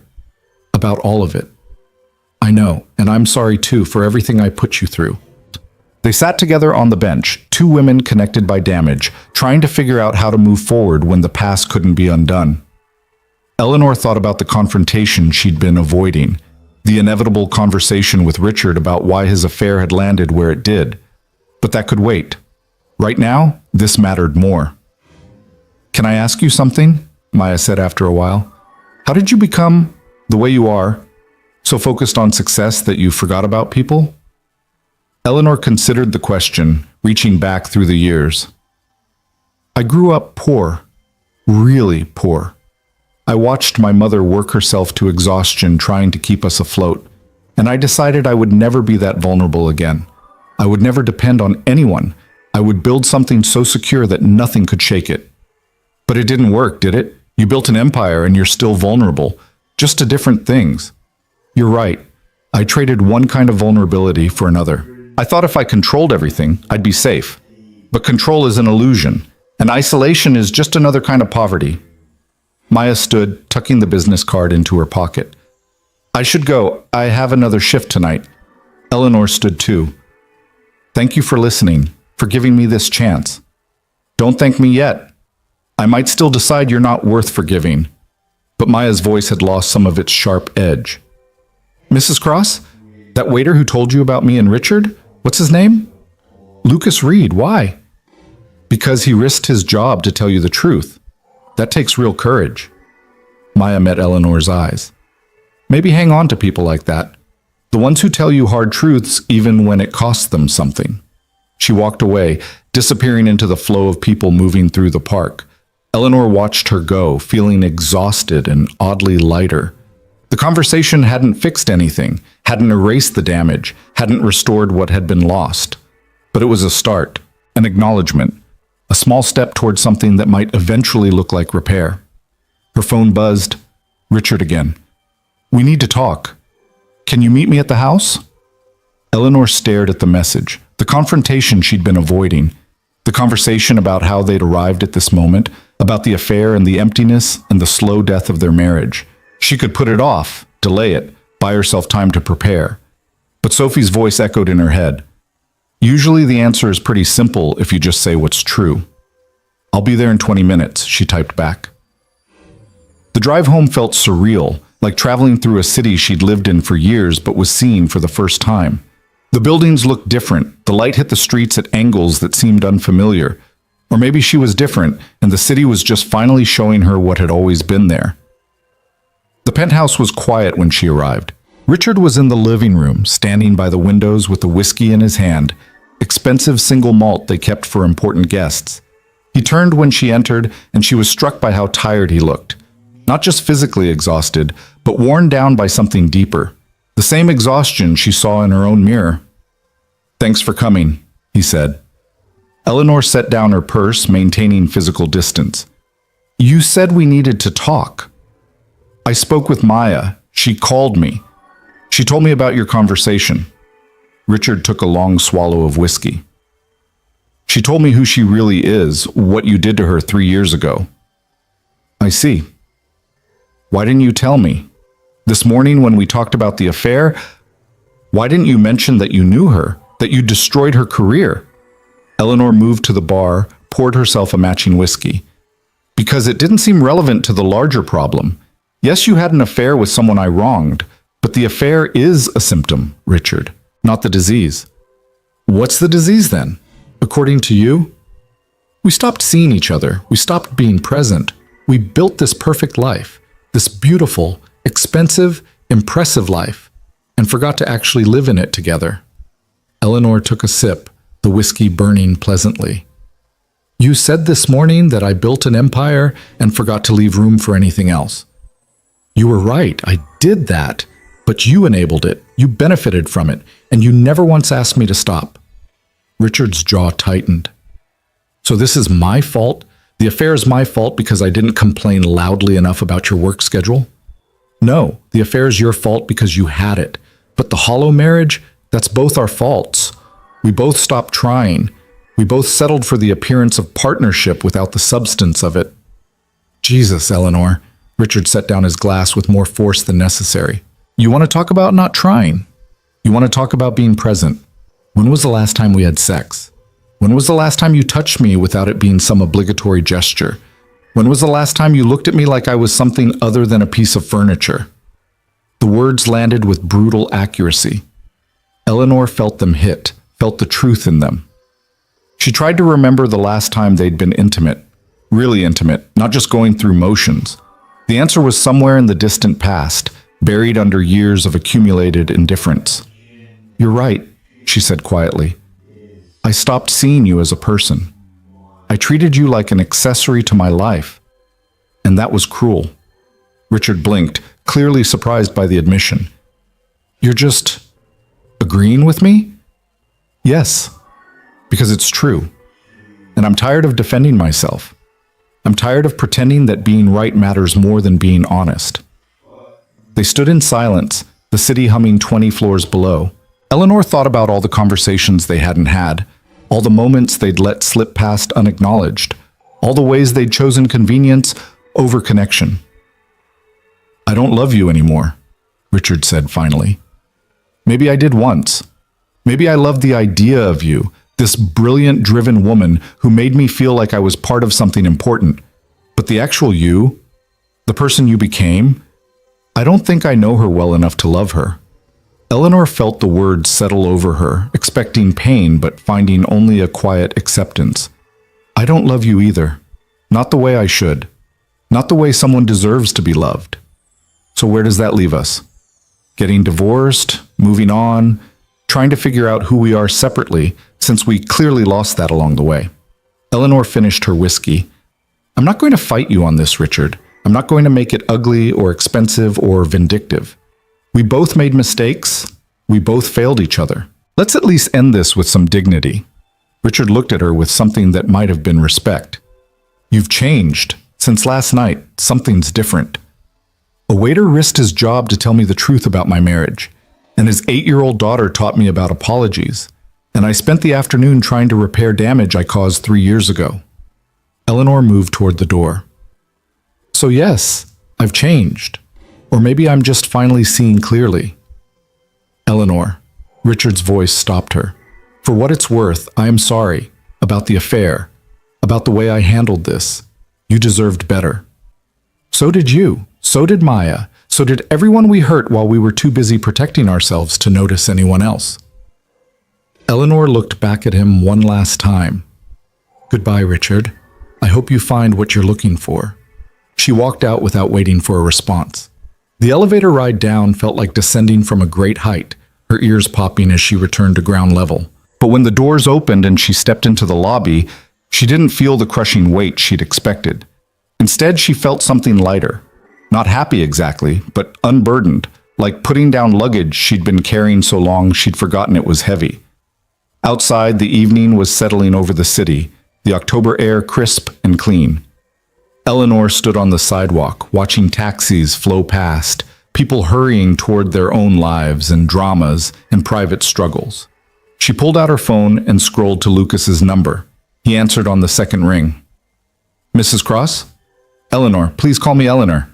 She heard Sophie chattering in the background, something about butterfly wings. I wanted to thank you again, for everything. You changed my life last night. I just told you the truth. That's not exactly heroic. It is when everyone else is too comfortable with lies. Eleanor smiled, surprising herself. And I wanted you to know, I talked to Maya today. I apologized. It didn't fix everything, but it was a start. That took courage. Your daughter would say it just took honesty. Eleanor heard the smile in her own voice. She's remarkable, Lucas. You've done something really special with her. Thank you. That means a lot. He paused. Are you okay? You sound different. My husband and I are getting divorced. I'm probably going to lose half my company in the settlement. My perfect life is falling apart in real time. Eleanor looked up at the penthouse windows, glowing gold in the evening light.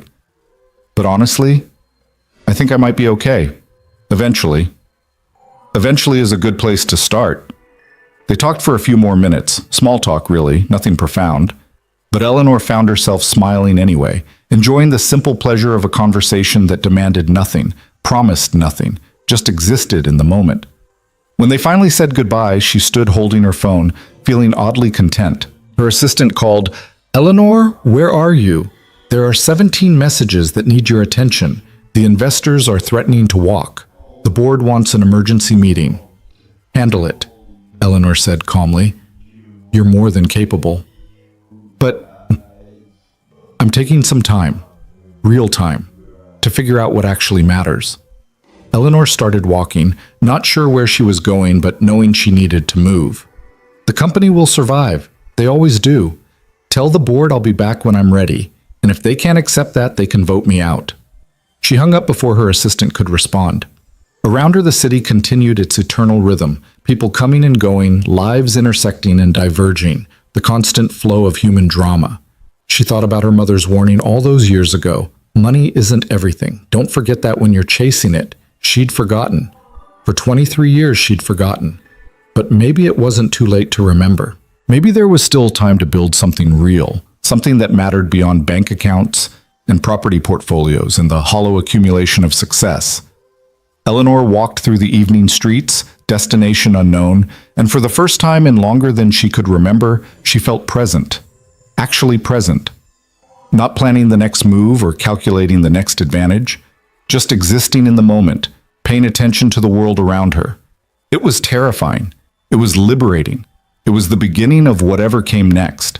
Eleanor walked until her feet ached, until the business district gave way to residential neighborhoods she'd never bothered to explore, until the familiar landmarks of her controlled life disappeared behind her. She found herself in front of a small community center, its brick facade weathered but welcoming, light spilling from windows onto the darkening street. A sign by the door advertised evening classes, pottery, painting, yoga for beginners. She stood there for a long moment, watching people filter in and out. A woman in her 60s carrying a yoga mat. 2 teenagers laughing about something on their phones. An older man with paint-stained hands. Normal people living normal lives. finding joy in simple pursuits that had nothing to do with quarterly profits or market dominance. When was the last time she'd done something just because it interested her? When was the last time she'd created something that wasn't designed to generate revenue? The question had no answer. She'd spent 2 decades treating life like a business plan, every decision calculated for maximum return. Even her hobbies, the art collection, the wine cellar, the membership at the exclusive club, were really just investments in her own image, status markers rather than genuine pleasures. Eleanor's phone buzzed incessantly. She silenced it without looking. Whatever crisis her company was facing could wait. For the first time in 23 years, something mattered more than business. She walked home slowly, the October night growing colder around her. The penthouse felt different when she entered, emptier somehow, despite nothing having changed physically. Richard's presence had never filled much space, but his absence created a void that went beyond one person. It was the absence of possibility, of the marriage they might have had if either of them had tried harder, paid more attention, chosen connection over convenience. Eleanor changed into comfortable clothes, sweatpants and an old college t-shirt she'd forgotten she owned. She made tea in the kitchen that Richard's Michelin-starred chef friend had designed, sitting at the marble island that cost more than most people's cars, and realized she'd never actually cooked a meal here. They had staff for that. They had staff for everything, actually.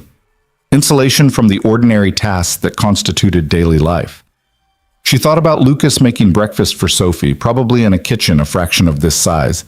She thought about the easy intimacy between them, the way Sophie had looked up at her father with complete trust. That kind of connection couldn't be purchased. It had to be built, day by day, through presence and attention and the accumulation of small shared moments. Her phone buzzed again. This time she looked. A text from Maya. "I called the first number you gave me. They want to meet tomorrow. I don't know what you said, but thank you." Eleanor felt something warm spreading through her chest. Not quite redemption, she didn't deserve that yet, but the beginning of repair. A small action that might eventually grow into something meaningful. She typed back, "You earned this yourself. I just opened a door you should have been able to walk through 3 years ago. Good luck tomorrow." Maya's response came quickly. "I'm still angry at you, but I'm also grateful. Is it possible to feel both?" "Yes," Eleanor wrote. "I think that's called being human." She set down her phone and stared at her tea, watching steam curl into the air.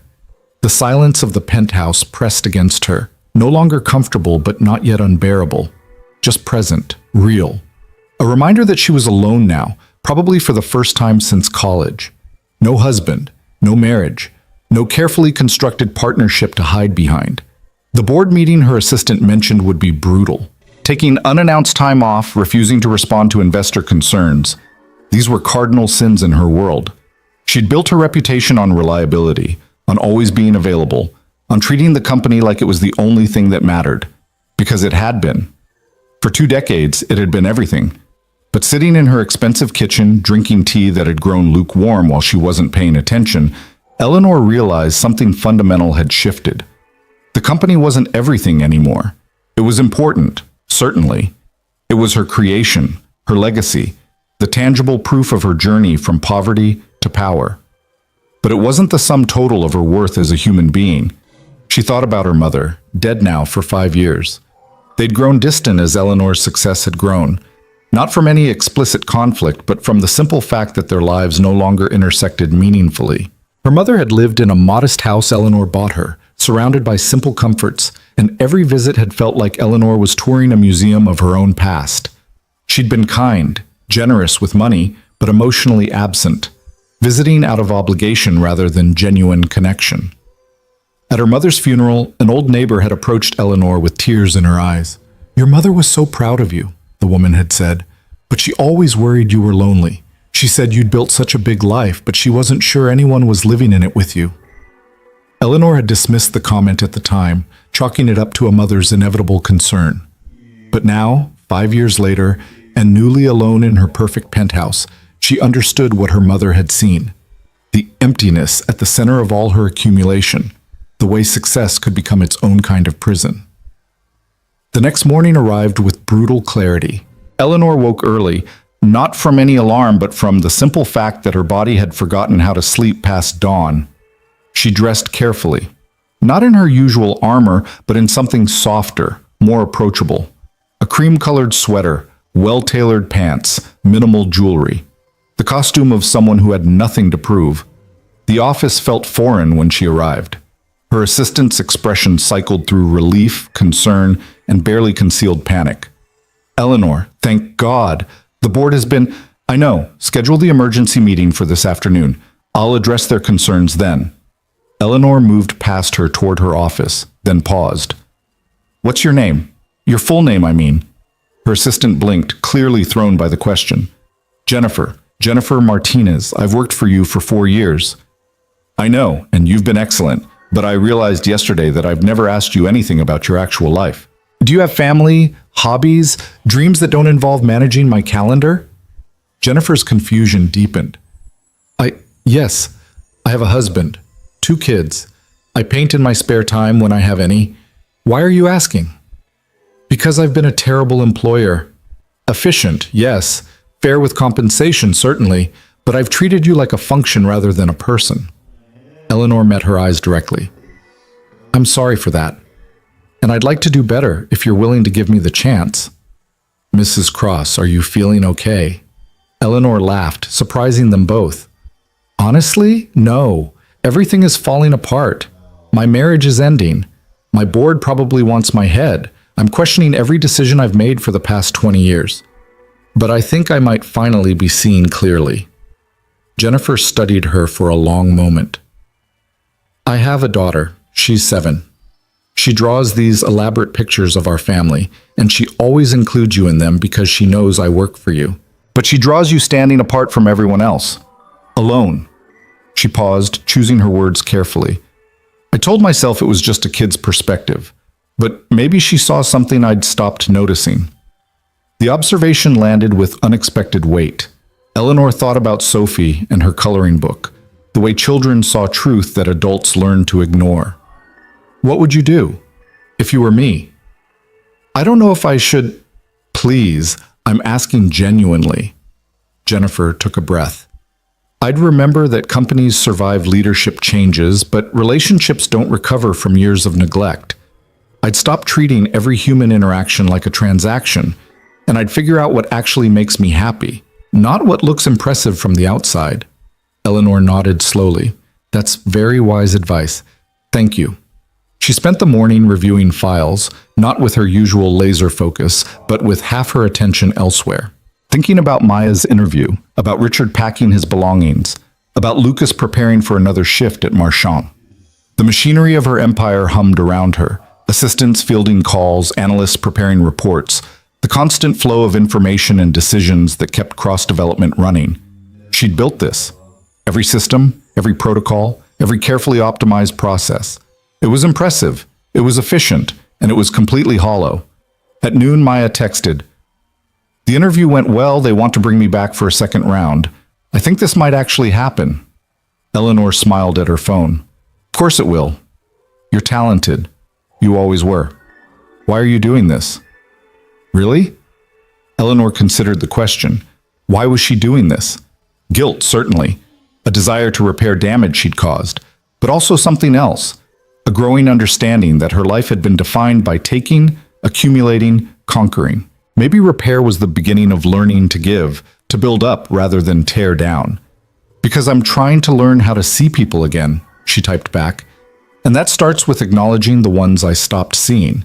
Maya didn't respond immediately. When she did, her message was simple. "Thank you." The board meeting began at 2. Eleanor walked into the conference room to find 12 faces arranged around the table, their expressions ranging from concern to openly hostile.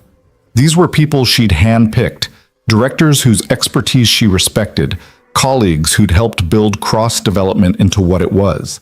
And now they were looking at her like she'd lost her mind. Thomas Chen, her CFO and oldest ally, spoke first. "Eleanor, we're glad you're here. We've been fielding some difficult questions from investors about your sudden absence. They're concerned about stability, about leadership continuity." "I understand their concerns." Eleanor took her seat at the head of the table, maintaining eye contact with each board member in turn. "And I owe all of you an explanation. I took unscheduled time yesterday because I needed to address some personal matters that couldn't wait. Personal matters? Sarah Kim, the director of operations, leaned forward. Eleanor, you've never let personal matters interfere with business. What's changed? Everything. Eleanor kept her voice steady. My marriage is ending. I've had to confront some difficult truths about how I've conducted myself, both professionally and personally. And I've realized that the way I've been running this company, the way I've been running my life, isn't sustainable. The silence around the table was profound. Thomas recovered first. Eleanor, we understand you're going through a difficult time, but the investors need reassurance. They need to know you're still committed, still capable of... I am committed, but not the way I was before. Eleanor pulled out the folder she'd spent the morning preparing. I'm proposing a restructuring of my role. I want to step back from day-to-day operations and move into more of an advisory position. Thomas, you'd take over as CEO. Sarah, you'd move up to COO. We'd bring in some new leadership, fresh perspectives. The board erupted. Voices overlapped, concerns tumbling out faster than she could track them. Eleanor waited for the initial shock to subside, then raised her hand for quiet. I know this is unexpected. I know it seems like I'm abandoning ship, but that's not what this is. She looked around the table, meeting each person's eyes. I built this company by sacrificing everything else in my life. My marriage, my friendships, any sense of balance or perspective. And yes, it made us successful. It made us profitable. But it also made me into someone I don't particularly like. Someone who treats people as resources rather than human beings. Eleanor, Thomas started, but she continued, I fired an intern 3 years ago for a minor mistake. I didn't just terminate her employment, I blacklisted her across the industry. I destroyed her career because she embarrassed me in front of investors. Eleanor's voice remained steady, though the confession cost her. That woman is rebuilding her life now, but only because I spent yesterday trying to repair the damage I caused. And I realized something. If I can be that cruel casually, without even remembering it years later, then I've become exactly the kind of person I used to despise.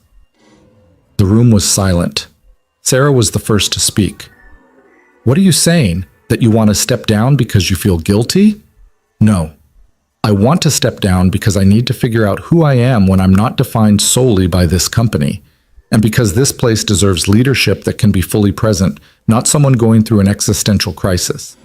Eleanor pushed the folder to the center of the table. The transition plan is in here. It's comprehensive. It protects the company's interests and ensures continuity. All I'm asking is that you consider it. Thomas opened the folder, scanning the contents. His expression shifted from concern to thoughtful. This is actually well thought out. The timeline makes sense. The succession structure is solid. I spent all morning on it. It's what I'm good at. Systems, structure, planning. Eleanor allowed herself a small smile. I'm not abandoning the company. I'm just trying to create space for something other than work in my life. The discussion continued for another hour. Questions and concerns raised and addressed. Fears articulated and examined. Eleanor fielded them all with the calm competence that had built her reputation. But something had changed. She wasn't performing authority anymore. She was simply being honest about her limitations, her needs, her recognition that success without humanity was just sophisticated emptiness. Finally, Thomas leaned back in his chair. I think we need time to process this. But Eleanor, for what it's worth, I think this might be the bravest thing you've done. And I've watched you close billion-dollar deals without flinching. It doesn't feel brave. It feels terrifying. Eleanor gathered her materials, but I think that's how I know it's necessary. She left the meeting without waiting for a formal vote. They would decide what they decided, and if they voted her out entirely, if they decided she was a liability rather than an asset, she would accept it. Because for the first time in decades, she understood that her identity existed beyond her job title. Outside the conference room, Jennifer was waiting with another stack of messages. Eleanor waved them away. Tomorrow. Everything can wait until tomorrow. Eleanor? Jennifer's voice stopped her. That thing you said this morning about wanting to do better? My daughter has a school art show next week. I've always worked through it because I thought that's what you expected. But if you meant what you said, go. Of course go. Be there for your daughter. Eleanor felt something loosening in her chest. And Jennifer, from now on, when your kids need you, you leave. No explanation required, no guilt. Just go. Jennifer's eyes filled with tears. Thank you. Eleanor walked out of the building into the cool afternoon air. She pulled out her phone and called Lucas. He answered on the third ring, slightly breathless. Eleanor? Is everything okay? I don't know yet, but I wanted to ask you something. She watched traffic flow past, the ordinary rhythm of the city.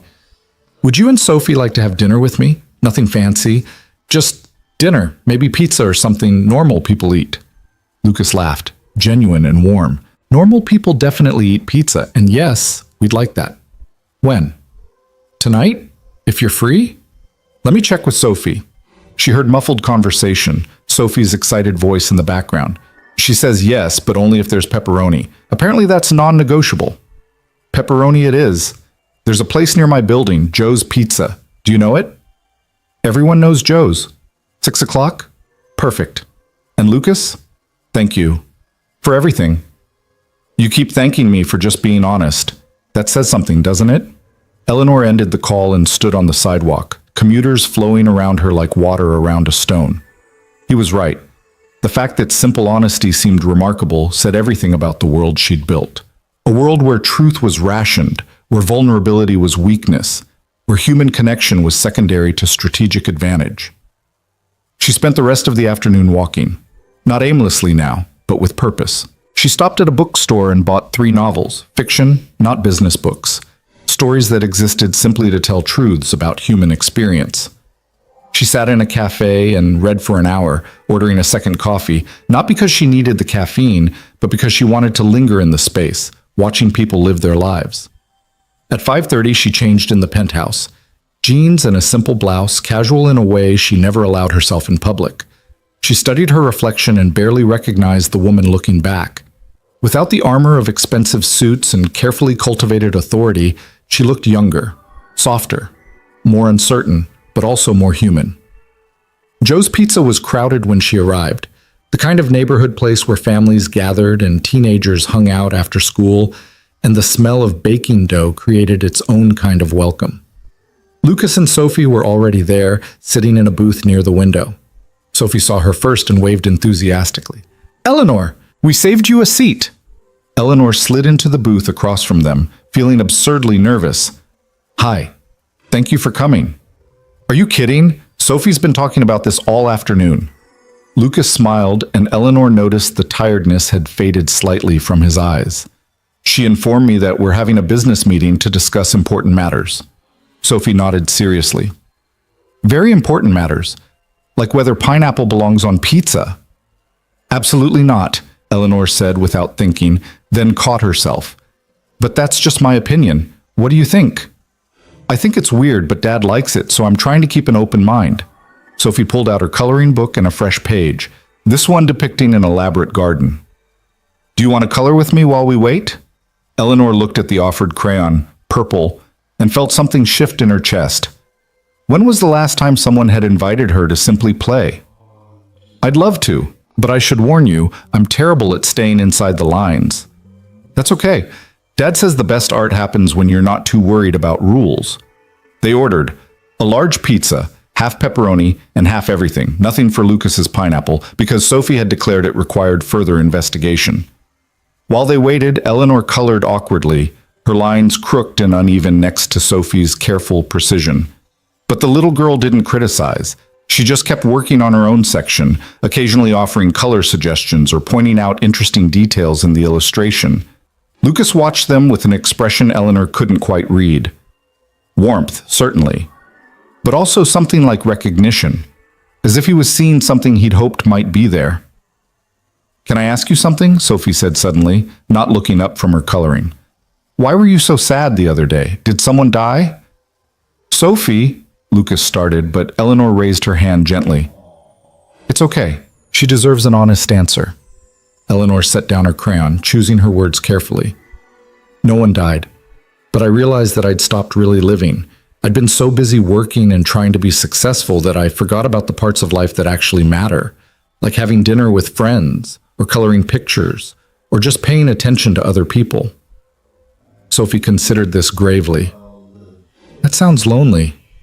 It was. Very lonely. But I'm trying to change that now. Good. Sophie returned to her coloring.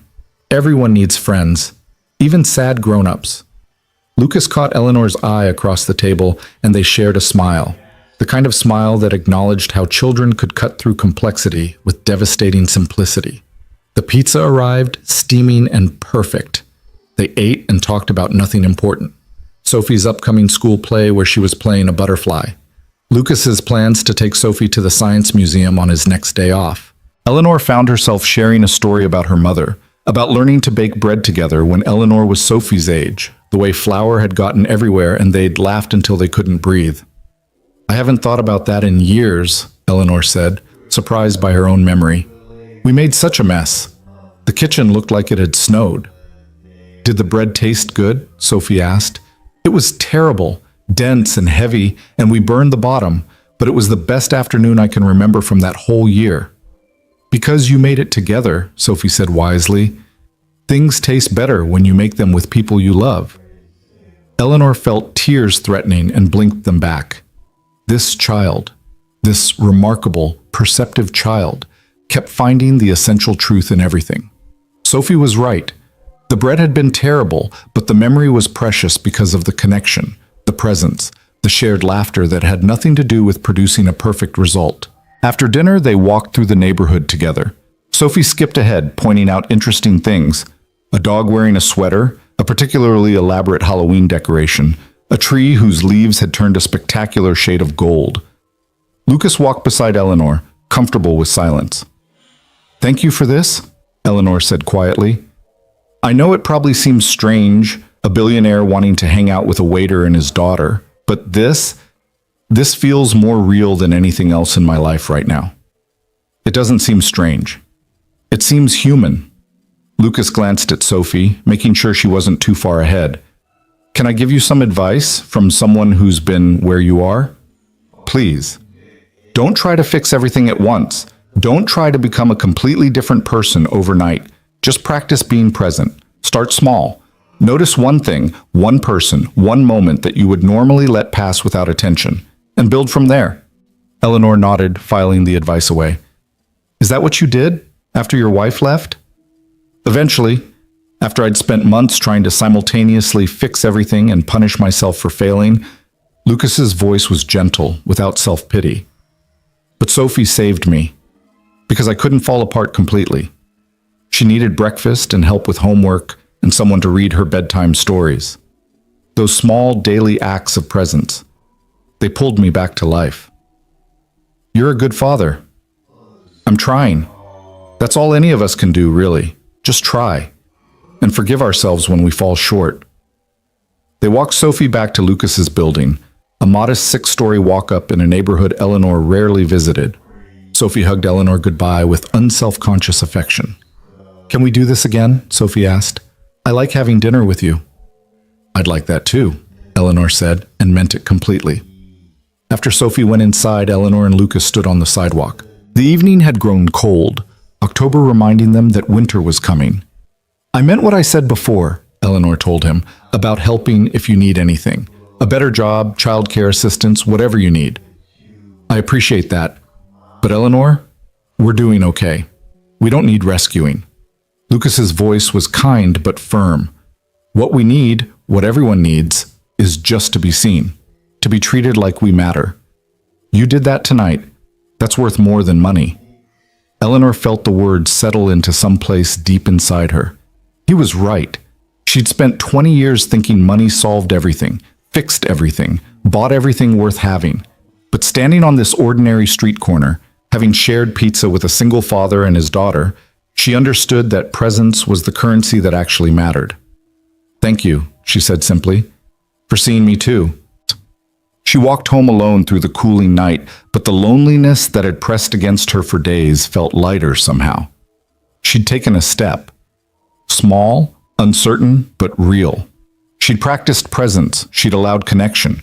She'd let herself be human rather than performing competence. The penthouse felt less empty when she returned. Or maybe she was just learning to inhabit it differently, to exist in the space rather than just moving through it. She made tea and sat by the window, watching the city lights below, thinking about Sophie's coloring book and Lucas's quiet wisdom and Maya's tentative forgiveness. 3 days ago, her life had looked perfect from every angle. Now it was broken, uncertain, completely unrecognizable. But somewhere in the breaking light was getting in. And Eleanor was finally learning to see it. The next 3 months unfolded with a strange rhythm, part demolition, part rebuilding, all of it uncomfortable in ways Eleanor had spent her entire adult life trying to avoid. The board approved her transition plan with surprising unanimity, though Thomas had pulled her aside afterward with concern etched into his features. "Are you sure about this?" he'd asked, his hand on her shoulder with a familiarity that suggested their 20-year working relationship. "You built this company from nothing. Stepping back now, it feels like giving up." "It's not giving up. It's making space." Eleanor had squeezed his hand briefly before letting go. "Trust me, Thomas. You're ready for this. And I need to figure out who I am when I'm not the woman who built cross-development." The divorce proceedings moved forward with clinical efficiency. Richard had been true to his word. No fighting, no vindictiveness, just the methodical dissolution of a partnership that had expired years before either of them had the courage to acknowledge it. They divided assets, signed papers, spoke to each other with the careful politeness of strangers who happened to share a significant portion of history. The last time Eleanor saw him was at the lawyer's office, both of them signing the final documents that would officially end their marriage. Richard had looked tired but lighter somehow, as if putting down a burden he'd been carrying too long. "I hope you find what you're looking for," he'd said as they stood in the lobby, about to walk in opposite directions for the last time. "You too. And Richard?" Eleanor had met his eyes directly.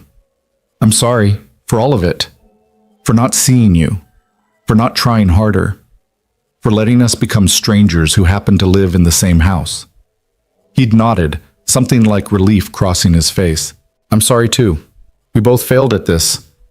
Maybe that's the most honest thing we can say about it." They'd parted without drama, without the explosive confrontation Eleanor had half expected. Just two people acknowledging a mutual failure and choosing to move forward separately. The anticlimax of it felt appropriate somehow. Their marriage had ended not with passion, but with the slow erosion of everything that had once connected them. Maya had called her a week later, her voice bright with excitement Eleanor hadn't heard before. "I got the job, senior associate at Morrison Development. They said my presentation was one of the best they'd seen from someone with my experience level." "That's wonderful. Congratulations." "Eleanor," Maya's voice had grown quieter, more serious. "I know I said I was still angry, and I am, in ways I'm still processing, but I also need to thank you for giving me back something I thought I'd lost forever, for helping me remember why I loved this work in the first place." "You did that yourself. I just made some phone calls." "No, you did more than that. You acknowledged what you'd done. You took responsibility. Do you know how rare that is? How many people with your power would rather pretend their cruelty never happened than actually try to repair it?" Eleanor had swallowed against the tightness in her throat. "I'm trying to be better. That's all. Just trying." "That's more than most people do." Maya had paused, and Eleanor could hear voices in the background, the ambient noise of an office. "I should go. But Eleanor, I hope things get better for you. I really do." The call had ended, leaving Eleanor sitting in her increasingly empty penthouse. Richard had taken his things, and she'd started donating or discarding much of what remained, stripping away the accumulated props of their shared life. The space felt cavernous now, echoing with absence. But it also felt honest, no more pretending, no more performing for an audience that had stopped watching years ago. She'd started spending more time outside the penthouse, deliberately seeking spaces where people lived actual lives. Coffee shops where she'd sit for hours with her novels, no laptop, no phone calls, just reading and watching the flow of humanity around her. The community center where she'd enrolled in a pottery class, her hands clumsy and uncertain with the clay, but the instructor patient and encouraging. A volunteer position at a literacy center, teaching adults to read, discovering that her skill at breaking down complex systems translated surprisingly well to teaching phonics. Lucas and Sophie had become part of her regular rotation. Dinner every Thursday, sometimes at Joe's Pizza, sometimes at a little Thai place Sophie loved, once at Eleanor's penthouse, where Sophie had been awed by the view and completely unimpressed by the expensive art. They'd colored together at Eleanor's kitchen island, Sophie working on her elaborate pages while Eleanor struggled with basic shapes, both of them laughing at Eleanor's crooked attempts at butterflies. "You're getting better," Sophie had announced one evening, studying Eleanor's latest effort with serious consideration. "The wings are still wonky, but you stayed inside the lines mostly." "High praise indeed," Eleanor had replied, and Lucas had smiled at them both with an expression that made Eleanor's chest feel warm and tight simultaneously. She was careful not to mistake these evenings for something they weren't. Lucas was becoming a friend, maybe her first real friend in decades, if she was honest with herself. Someone who knew her without the armor of success, who'd seen her at her most vulnerable and hadn't turned away. But she didn't push for more, didn't try to transform friendship into something complicated by romance or need. She was too raw for that, too uncertain of who she was becoming to risk projecting her loneliness onto someone else's life. Besides, watching Lucas with Sophie was its own kind of education. The way he listened when she talked about her day, actually listened, rather than just waiting for his turn to speak. The way he noticed when she was tired or worried or excited, adjusting his responses to meet her where she was. The way he showed up consistently and completely, not because it advanced any agenda, but simply because love demanded presence. Eleanor had started practicing that kind of attention in her own life, really looking at Jennifer when they spoke, asking follow-up questions about her daughter's art show, remembering that her son was struggling with math and checking in about how tutoring was going, learning the names of the baristas at her regular coffee shop, the security guard in her building, the woman who cleaned her office. Not in the calculated way she'd once networked, but with genuine interest in their actual lives. It was harder than she'd expected.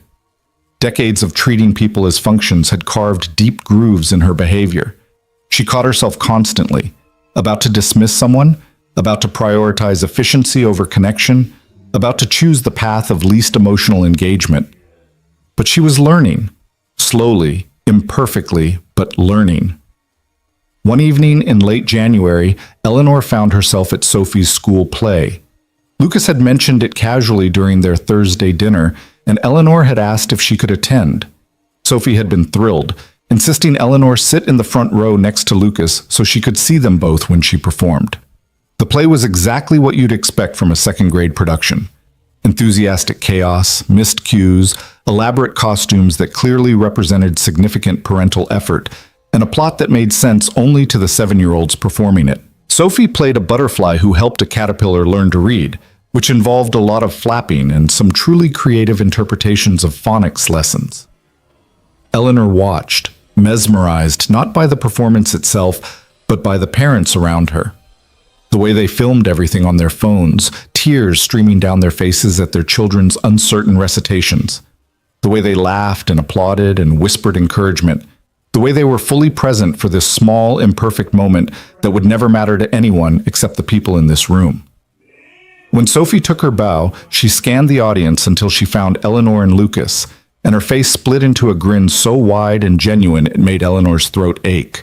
She waved enthusiastically, nearly knocking over the caterpillar in the process, and Eleanor found herself waving back with equal enthusiasm, completely unself-conscious in her pride for this child who'd somehow worked her way into Eleanor's reconstructed life. After the play, Sophie crashed into Lucas with the full-body hug of someone who'd just accomplished something momentous. "Did you see me? Did you see my wings? I didn't forget any of my lines."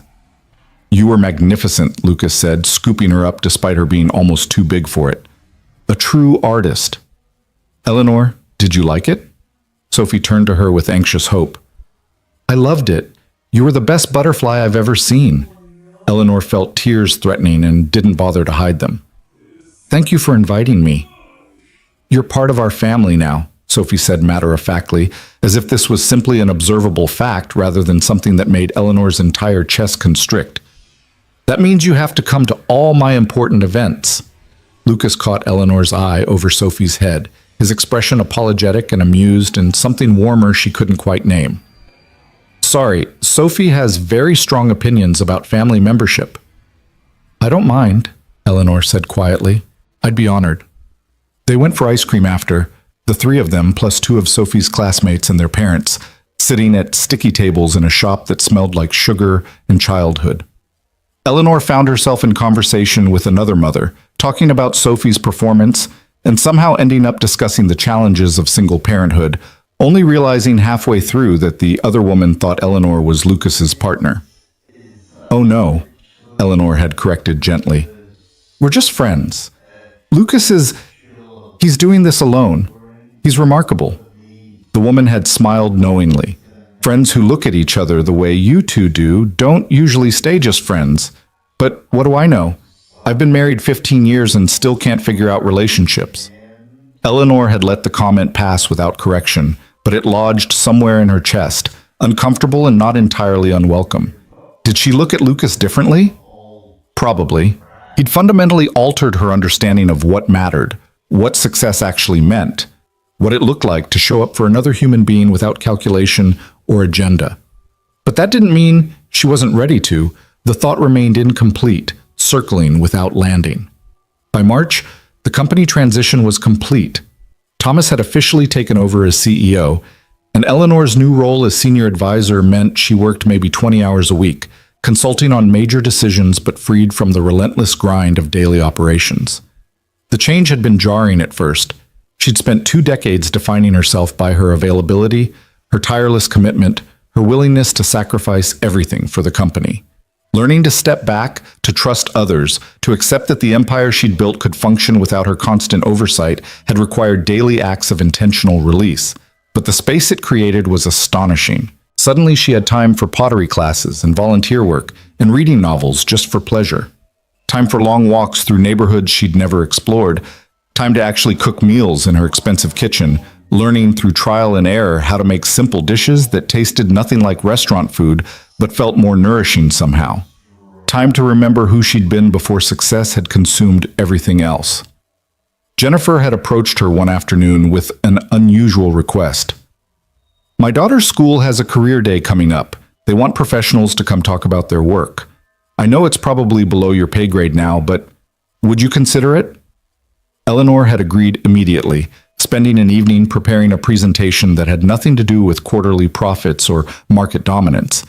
Instead, she'd talked about failure, about the mistakes she'd made, the people she'd hurt, the years she'd spent measuring success by the wrong metrics, about learning to see people, to value presence, to understand that the most important things in life couldn't be quantified on a balance sheet.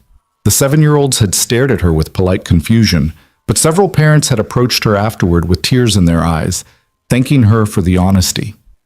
One father had gripped her hand and said, "I needed to hear that. I've been working 70-hour weeks telling myself it was for my family, but I'm missing everything that actually matters." "It's not too late," Eleanor had told him. "It's never too late to start showing up." She'd meant it. Because if she, Eleanor Cross, who'd spent 23 years optimizing herself into isolation, could learn to be present, anyone could. It wasn't easy. It required constant attention, constant course correction, constant willingness to choose connection over efficiency. But it was possible. In April, Maya invited her to lunch. They met at a small bistro, nothing like the exclusive restaurants where Eleanor used to conduct business. Maya looked different, more confident, more settled into herself. The hunted expression Eleanor remembered from their conversation in the park had been replaced by something steadier. "I have news," Maya said as soon as they'd ordered. "I'm leading a major development project. Morrison gave it to me after I pitched them an approach for sustainable mixed-use spaces that they'd never considered before. It's everything I dreamed about when I first got into this field." "Maya, that's incredible. Congratulations. I couldn't have done it without you opening that door. But Eleanor..." Maya leaned forward, her expression serious. "I need to tell you something. About Richard." Eleanor felt her stomach tighten. She'd successfully avoided thinking about Richard for weeks, the divorce finalized and their lives completely separate now. "What about him?" "We're not together anymore. We ended it about a month ago." Maya took a breath. "I realized something. I'd spent 3 years wanting to hurt you the way you hurt me. And being with Richard, it accomplished that in a way. But it didn't actually make me feel better. It just made me complicit in the same kind of cruelty I'd resented in you. Eleanor absorbed this, feeling a complex mix of emotions she couldn't quite untangle. How is he? Honestly, I think he's relieved. We were never really together in any meaningful way.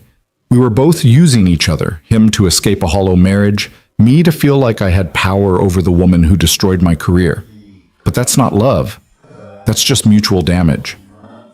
I'm sorry that you spent 3 years entangled in the mess Richard and I made. Don't be. I made my own choices. I own them. Maya smiled, something genuine and hard-earned. But I'm done with revenge. I'm done with letting what you did to me 3 years ago define who I am now. I've got my career back. I'm doing work I love, and I'm learning to build a life based on what I want, not what I'm trying to prove to someone else. Eleanor felt tears threatening again, a common occurrence these days, as if her carefully controlled emotions had finally breached whatever dam she'd constructed. You're remarkable. You know that? You could have stayed bitter. You would have been justified. But you chose something better. I learned it from watching you, these past few months, seeing you actually try to change, to be better, to acknowledge your mistakes instead of defending them. That took real courage. Maya reached across the table and squeezed Eleanor's hand briefly. Thank you for all of it, even the hard parts, maybe especially the hard parts. They finished lunch talking about Maya's new project, about Eleanor's pottery class disasters, about the ordinary details of rebuilding lives after catastrophic change. And when they parted, Eleanor felt something she hadn't expected. Genuine friendship with someone who had every reason to hate her. The possibility of repair, even after severe damage. The hope that growth was always possible, if you were willing to do the uncomfortable work of actually changing. That evening, Eleanor found herself back at the coffee shop where she'd first met Lucas and Sophie. It had become one of her regular spots, comfortable, unpretentious, filled with the ambient noise of people living their lives. She was reading and drinking terrible coffee when Lucas slid into the seat across from her, Sophie in tow with her ever-present coloring book. "We saw you through the window," Lucas said by way of greeting. "Sophie insisted we come say hi. I wanted to show you my new book." Sophie was already opening it to a page depicting an elaborate forest scene. "It has unicorns and dragons. Very complicated." Eleanor smiled, closing her novel. "That sounds extremely complicated. Can I color with you?" They fell into the easy rhythm they'd developed over months of these encounters. Sophie narrated her artistic choices. Why this tree needed to be purple. Why the dragon should have 3 heads. Why unicorns were scientifically plausible despite what certain people thought. Lucas and Eleanor colored alongside her, their efforts clumsy compared to Sophie's careful work, but welcomed nonetheless. "I have something to tell you," Lucas said after a while, not looking up from the blue scales he was adding to the dragon. "I got a promotion. Manager position at Marchand. Better pay, better hours, more stability for Sophie." "Lucas, that's wonderful." Eleanor felt genuine delight spreading through her chest. "You deserve it. You've worked so hard." "I'm not going to pretend your recommendation didn't help. The owner mentioned you'd called, said some very generous things about my character and work ethic." He finally looked up, meeting her eyes. "So thank you for that and for everything else." "I didn't exaggerate. I told them the truth, that you're one of the most principled people I've ever met." Eleanor set down her crayon. "You changed my life, Lucas, you and Sophie both. You taught me what presence actually looks like. We're just living our lives. You did all the hard work of actually changing." "Maybe, but I couldn't have done it without seeing what it looked like to show up for someone completely, without agenda, without calculation." Eleanor glanced at Sophie, who was deeply absorbed in adding details to a unicorn's mane. "You're a remarkable father and a remarkable person." "Dad's the best," Sophie announced without looking up. "Everyone knows that." They all laughed, the sound easy and genuine. Eleanor felt something settling in her chest. Not quite contentment, not quite peace, but something like acceptance. This was her life now. Not the empire, not the status, not the relentless accumulation of success. Just these quiet moments of connection, these small acts of presence, these choices to see and be seen. "Eleanor?" Sophie set down her crayon and looked at her with those serious eyes that always seemed to see too much. Are you still sad? Eleanor considered the question honestly. Was she still sad? The divorce was final. Her marriage was over. Her role at the company had fundamentally changed. Everything that had defined her for 2 decades was gone or transformed beyond recognition. By any objective measure, she should be devastated. I'm not sad anymore, she said slowly, discovering the truth of it as she spoke. I'm different. I'm uncertain about a lot of things, but I'm not sad. Good. Sophie returned to her coloring. Because you smile more now. I like it when you smile. The simple observation landed with unexpected weight. Eleanor tried to remember the last time someone had commented on her smile, had noticed something about her emotional state that wasn't directly tied to business or productivity.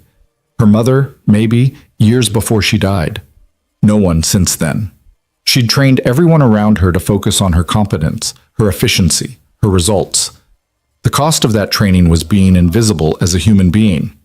They colored until Sophie grew tired, her careful lines becoming looser, her commentary winding down to occasional observations. Lucas finally announced it was bedtime, prompting the expected protest that was undermined by Sophie's obvious exhaustion. Walk us home? Lucas asked Eleanor. It's on your way.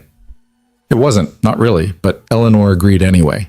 They walked through the cool April evening, Sophie between them holding both their hands, chattering about tomorrow's plans, a trip to the library, maybe the park if the weather held, definitely ice cream because it was Friday, and Friday meant treats. Eleanor listened, absorbing the ordinary beauty of it all, the mundane logistics of single parenthood, the small rewards and manageable challenges. The life built not on grand achievements, but on daily acts of care and attention. This was what she'd been missing, not the big moments, the dramatic successes, the milestone accomplishments, but this, the simple presence, the showing up, the being fully engaged with another person's small joys and concerns. At Lucas's building, Sophie hugged Eleanor goodnight with her customary enthusiasm. See you next Thursday? Absolutely. It's the best part of my week. Sophie beamed and disappeared inside, leaving Lucas and Eleanor on the sidewalk. The evening had grown cooler, city sounds muted in this residential neighborhood. Lucas studied her with an expression she couldn't quite read. Can I ask you something? He said finally. Of course. What are you looking for in this new life you're building? Eleanor thought about the question, watching streetlights flicker on as darkness settled over the city. I'm not sure I'm looking for anything specific. I'm just trying to be present, to notice things I used to miss, to build connections instead of conquests. She paused, then continued with careful honesty. And I'm trying to forgive myself for all the years I spent measuring my worth by metrics that didn't actually matter. Lucas nodded slowly. That's good work. Important work. He hesitated, then continued.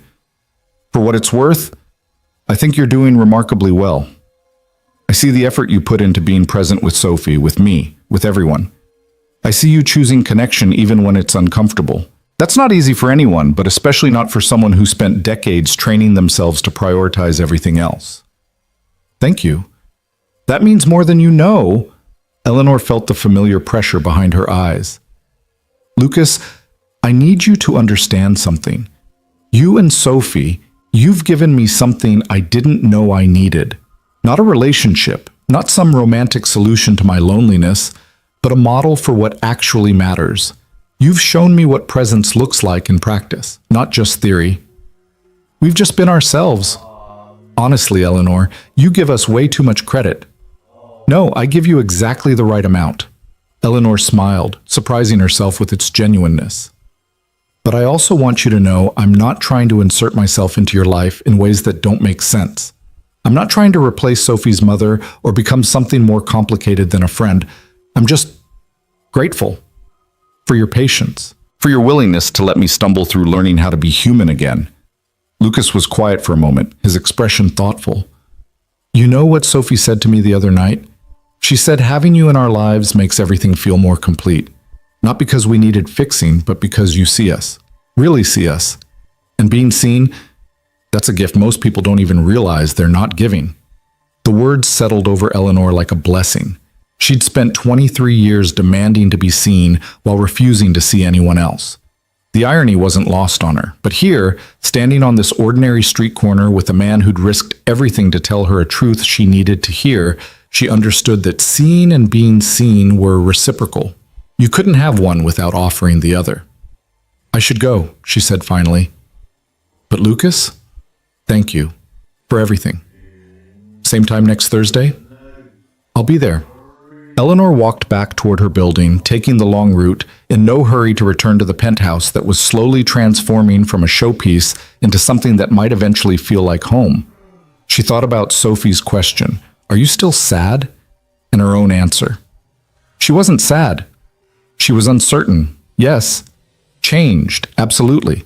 Still figuring out who she was when she wasn't defined by her company or her marriage or her relentless drive for success. But not sad. The community center was still lit when she passed it, people filtering out from evening classes. On impulse, Eleanor stopped and read the schedule posted by the door. Pottery on Tuesdays, yoga on Thursdays, a book club that met every other Wednesday, volunteer opportunities at the neighborhood food bank, small ways to connect, to contribute, to exist in community rather than isolation. She pulled out her phone and signed up for the book club, then feeling bold added her name to the volunteer list for the food bank. Small steps, but steps nonetheless. Movement towards something that felt more real than anything she'd built in the previous 2 decades. Her phone buzzed. "Maya, I forgot to tell you at lunch. I'm working with a young architect on my new project. 23 years old, just out of grad school, so eager to prove herself. And I find myself being patient with her mistakes, encouraging her through challenges, remembering what it felt like to be that young and uncertain. You did that. You showed me what repair looks like. I'm paying it forward." Eleanor read the message 3 times, feeling something warm and solid settling in her chest. This was what real success looked like. Not the empire she'd built, not the wealth she'd accumulated, not the deals she'd closed or the competitors she'd crushed, but this, the ripple effect of choosing repair over revenge, of modeling change instead of defending mistakes, of showing that growth was always possible if you were willing to do the uncomfortable work. She typed back, "Thank you for telling me. And thank you for being the kind of person who chooses to build up rather than tear down. You're going to change someone's life the way Lucas changed mine." At the penthouse, Eleanor made tea and settled by the window, watching the city lights below. She thought about the note that had changed everything. Lucas's careful handwriting on a torn piece of paper, words that had cracked her perfect world open and revealed the emptiness underneath. At the time, it had felt like destruction. Now, months later, she understood it had been the beginning of reconstruction. Her phone rang. Thomas, calling late as he often did now, juggling the demands of CEO while trying to maintain some semblance of personal life. "Eleanor? Sorry to bother you. I need advice on the Mitchell acquisition. There's an opportunity to undercut a competitor, but it would mean laying off about 50 employees from their company. Numbers-wise, it makes sense, but they're people, not numbers," Eleanor finished. "And firing 50 people to boost quarterly profits isn't worth the human cost." "That's what I thought, but I wanted to check with you, make sure I wasn't being too soft." Eleanor smiled. "Thomas, there's no such thing as too soft when you're dealing with people's livelihoods. Find another way. There's always another way if you're willing to prioritize humanity over efficiency." "Thanks. That's what I needed to hear." He paused. "You sound different these days. Happier, maybe, or at least more at peace." "I'm working on it. It's a daily practice, not a destination. But yes, I think I'm finding my way to something that feels more real." After the call ended, Eleanor sat with her tea, thinking about the conversation. A year ago, she would have told Thomas to make the acquisition regardless of the human cost. Efficiency above all. Results over relationships. The calculus that had built her empire and hollowed out her life. But she wasn't that person anymore. She was learning, slowly, imperfectly, with frequent backsliding, to prioritize presence over profit, connection over conquest, repair over ruthlessness. It was harder than her old approach. It required constant attention, constant choice, constant willingness to do the more difficult thing. But it was also real in ways her previous life had never been. The weeks slipped into months. Spring bloomed across the city, trees leafing out in brilliant green, flowers pushing up through sidewalk cracks, the air warming and softening. Eleanor found her rhythms changing with the seasons. Morning walks before her reduced work schedule. Afternoon pottery classes where her misshapen bowls gradually became slightly less misshapen. Evenings at the literacy center, watching adult students sound out words with the same concentration Sophie applied to her coloring books. And Thursdays with Lucas and Sophie, the anchor point of her week, the reminder of what actual connection looked like. They explored the city together, finding parks and museums and small restaurants Sophie declared had the best grilled cheese or the most interesting ceiling. Eleanor learned to be present for these excursions, to put away her phone, to exist fully in whatever moment they were sharing. Sophie's 8th birthday arrived in May. Eleanor had asked Lucas what Sophie might like, and he'd suggested art supplies. The good ones, not the cheap kid versions. Eleanor had gone to a professional art store and bought everything. Quality colored pencils, sketchbooks with thick paper, watercolor sets, brushes in every size. She'd wrapped each item separately, creating a mountain of presents that made Sophie's eyes go wide with disbelief. "This is too much," Lucas had protested quietly while Sophie tore into the packages with 8-year-old enthusiasm. "It's exactly right," Eleanor had replied. "Let me do this, please." She deserves to have tools that match her talent. The birthday party was small. Sophie, Lucas, 3 of Sophie's friends, and Eleanor. They'd gathered in the small park near Lucas's apartment, eating grocery store cake that was too sweet and playing games that had rules only the 8-year-olds understood. Eleanor had found herself in an intense discussion about whether unicorns could swim, defending the position that they could, obviously, against a boy who insisted their horns would weigh them down. At one point, Lucas had caught her eye across the picnic table and mouthed, "Thank you." Not just for the gifts, Eleanor understood, but for showing up, for being present, for treating Sophie's 8th birthday like it was the most important event of the season. Because for Sophie, it was. And Eleanor was learning that the most important moments were often the smallest ones, the ones that would never make headlines or boost quarterly earnings, but would be remembered with love for years to come. As summer approached, Eleanor made a decision. The penthouse had to go. It was too big, too expensive, too laden with memories of a life she no longer wanted to inhabit. She called a realtor and listed it, then began looking for something smaller, more human-scaled. Not poverty, not some performative rejection of wealth, but a space that invited actual living rather than just showcasing success. She found a townhouse in a neighborhood she'd never considered. Not trendy, not prestigious, just solid and real. 3 stories, a small garden, windows that let in actual sunlight. It was a fraction of the size of the penthouse and cost considerably less, which was fine because she was learning that square footage didn't correlate with happiness. The day she moved in, Lucas and Sophie helped her unpack boxes. Sophie had declared herself in charge of deciding where things went, making pronouncements about which room needed, which piece of furniture based on logic only she could follow. Eleanor had submitted to her authority with amusement, watching this small person rearrange her life with confident certainty. "You need plants," Sophie had announced, surveying the living room critically. "Places feel lonely without plants." So they'd gone to a nursery together, Eleanor, Lucas, and Sophie, and bought more plants than any reasonable person needed. Sophie picked each one personally, explaining why this fern would be happy by the window and that succulent needed to live on the bookshelf. Back at the townhouse, they'd arranged the plants according to Sophie's vision, creating a small indoor garden that made the space feel immediately more alive. "Better," Sophie had declared with satisfaction. "Now it's a home." Eleanor had looked around at her new space. Smaller, simpler, filled with plants chosen by an 8-year-old and boxes she was unpacking with the help of friends. And she'd felt something she hadn't experienced in her pristine penthouse: belonging. This was hers, not because she'd bought it or because it impressed anyone, but because she was actually inhabiting it, living in it rather than just storing her possessions there. That evening, after Sophie had gone home exhausted and happy, Lucas had stayed to help Eleanor finish the kitchen. They worked in comfortable silence, unwrapping dishes and finding homes for them in cabinets that smelled like fresh wood. "Can I tell you something?" Lucas said finally, placing a stack of plates on a shelf. "Always. When I first told you about the affair, I thought I might lose my job. I thought you'd be angry at the messenger, blame me for telling you something you didn't want to hear. He turned to face her, leaning against the counter. But you've done something I've never seen before. You took that moment, that devastating moment, and used it as a catalyst for real change.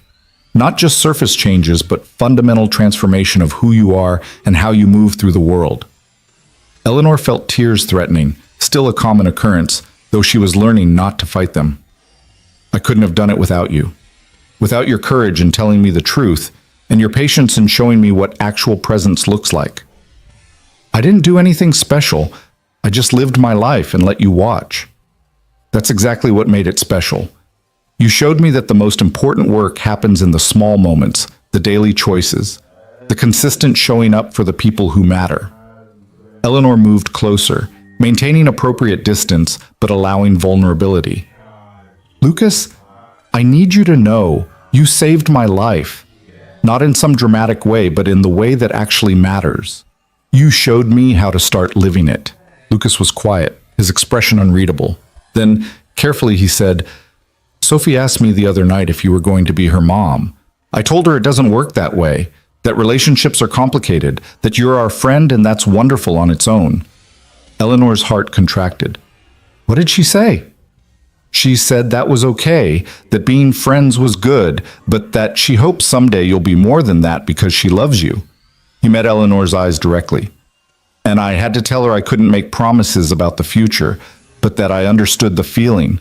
Because I love you too, Eleanor, not as a project or a responsibility or someone I'm trying to save, just as the person you are now, complicated and uncertain and trying so hard to be better.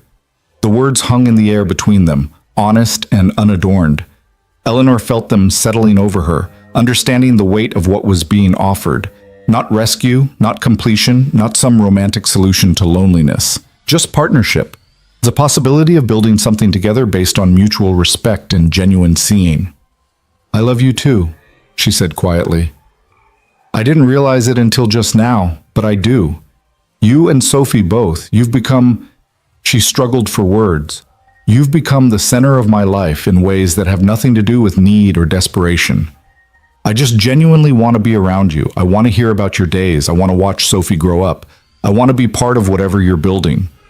Lucas smiled and it transformed his entire face. So what do we do now? I don't know. I've never done this before. Not really.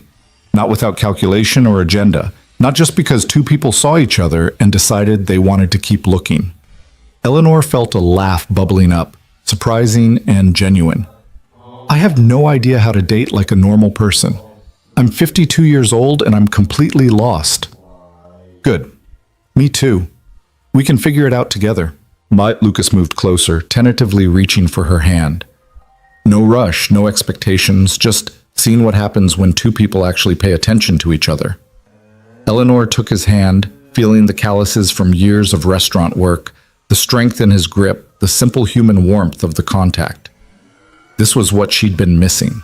Not grand gestures or expensive gifts or the performance of romance, but this, simple touch, honest connection, the willingness to be uncertain together.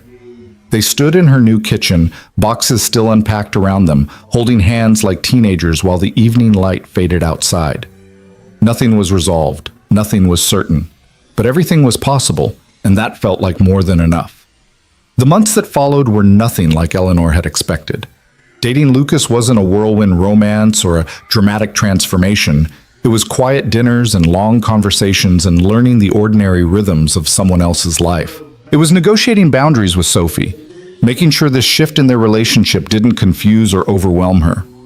It was slow, careful, built on the foundation of friendship they'd already established. Sophie had been delighted, of course, immediately declaring this was what she'd wanted all along and taking full credit for the relationship. Eleanor had learned to let her have that victory, understanding that children needed to feel some control over the changes in their lives. Eleanor had also finally visited her mother's grave, something she'd avoided for years out of guilt and shame, and the uncomfortable recognition that she'd failed to be fully present even at the end. She'd brought flowers and sat on the ground beside the headstone, telling her mother about everything that had changed, about the divorce, the company transition, Lucas and Sophie, the slow process of learning to be human again. You tried to warn me, she'd said to the silent stone, about money not being everything, about building a life instead of just accumulating success. I didn't listen. I'm sorry it took me so long to understand what you meant. The wind had moved through the trees, carrying the scent of fresh-cut grass and earth. Eleanor had sat there for over an hour, feeling closer to her mother than she had in the last decade of her life. Sometimes absence could teach what presence hadn't managed to convey. By late fall, Eleanor had settled into her new life with surprising ease. The reduced work schedule felt natural now, rather than uncomfortable. Her pottery had improved to the point where her bowls were actually usable, which Sophie declared a major accomplishment. The literacy center had become a regular part of her week, her students making progress that felt more meaningful than any business deal she'd ever closed. And Lucas had become the person she called when something funny happened, when she needed advice, when she just wanted to hear his voice. They'd taken it slow, conscious of Sophie's needs and their own uncertainties, but they were building something real, something based on actual knowing rather than projection or need. One evening in November, almost exactly a year after the note that had changed everything, Eleanor found herself back at Marchand.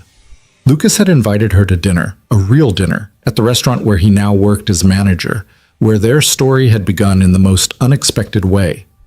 They sat at the same corner booth where Eleanor had received Lucas's note. Sophie was with Lucas's mother for the evening, giving them rare time alone. The restaurant looked the same, elegant, expensive, the kind of place where Eleanor used to conduct business over wine and strategic conversation. But she was different. Fundamentally, irrevocably different. The woman who'd sat in this booth a year ago had been hollow at her core, performing success while drowning in isolation. The woman sitting here now was uncertain about many things, still figuring out who she was apart from her achievements, still learning the grammar of genuine connection. But she was real, present, actually inhabiting her own life rather than just managing it from a distance. "What are you thinking about?" Lucas asked, watching her with the attentive presence she'd come to rely on. "I'm thinking about the note, about how a single act of courage from a stranger completely changed my life's trajectory." Eleanor reached across the table for his hand. "I'm thinking about how grateful I am that you took that risk." "I was terrified," Lucas admitted. "Sophie was sleeping at my mom's that night, and I just kept thinking, what if this costs me my job? What if I can't make rent? What if trying to do the right thing destroys everything I've built? But you did it anyway, because you deserved to know. Because letting someone live in a lie just felt wrong, even if telling the truth might destroy me." He squeezed her hand gently. "I'm glad I did. Not just because of us, though that's been..." He paused, searching for words. "But because watching you choose to change, to actually do the work of becoming different, that's been extraordinary. You didn't have to do any of it. You could have divorced Richard, moved on, kept your life essentially the same, but you chose transformation instead." Eleanor felt the familiar pressure behind her eyes. "I chose it because the alternative was unbearable. Living that hollow life for another day, another year, another decade. I couldn't do it anymore." The note didn't just tell me about Richard's affair. It held up a mirror and showed me everything I'd become. "And what do you see now, when you look in that mirror?" "Someone who's still learning, still making mistakes, still uncertain about so many things." Eleanor smiled, feeling the genuine warmth of it. "But also someone who shows up, who pays attention, who's learning to see people instead of just using them. That's not nothing." "That's everything," Lucas corrected gently.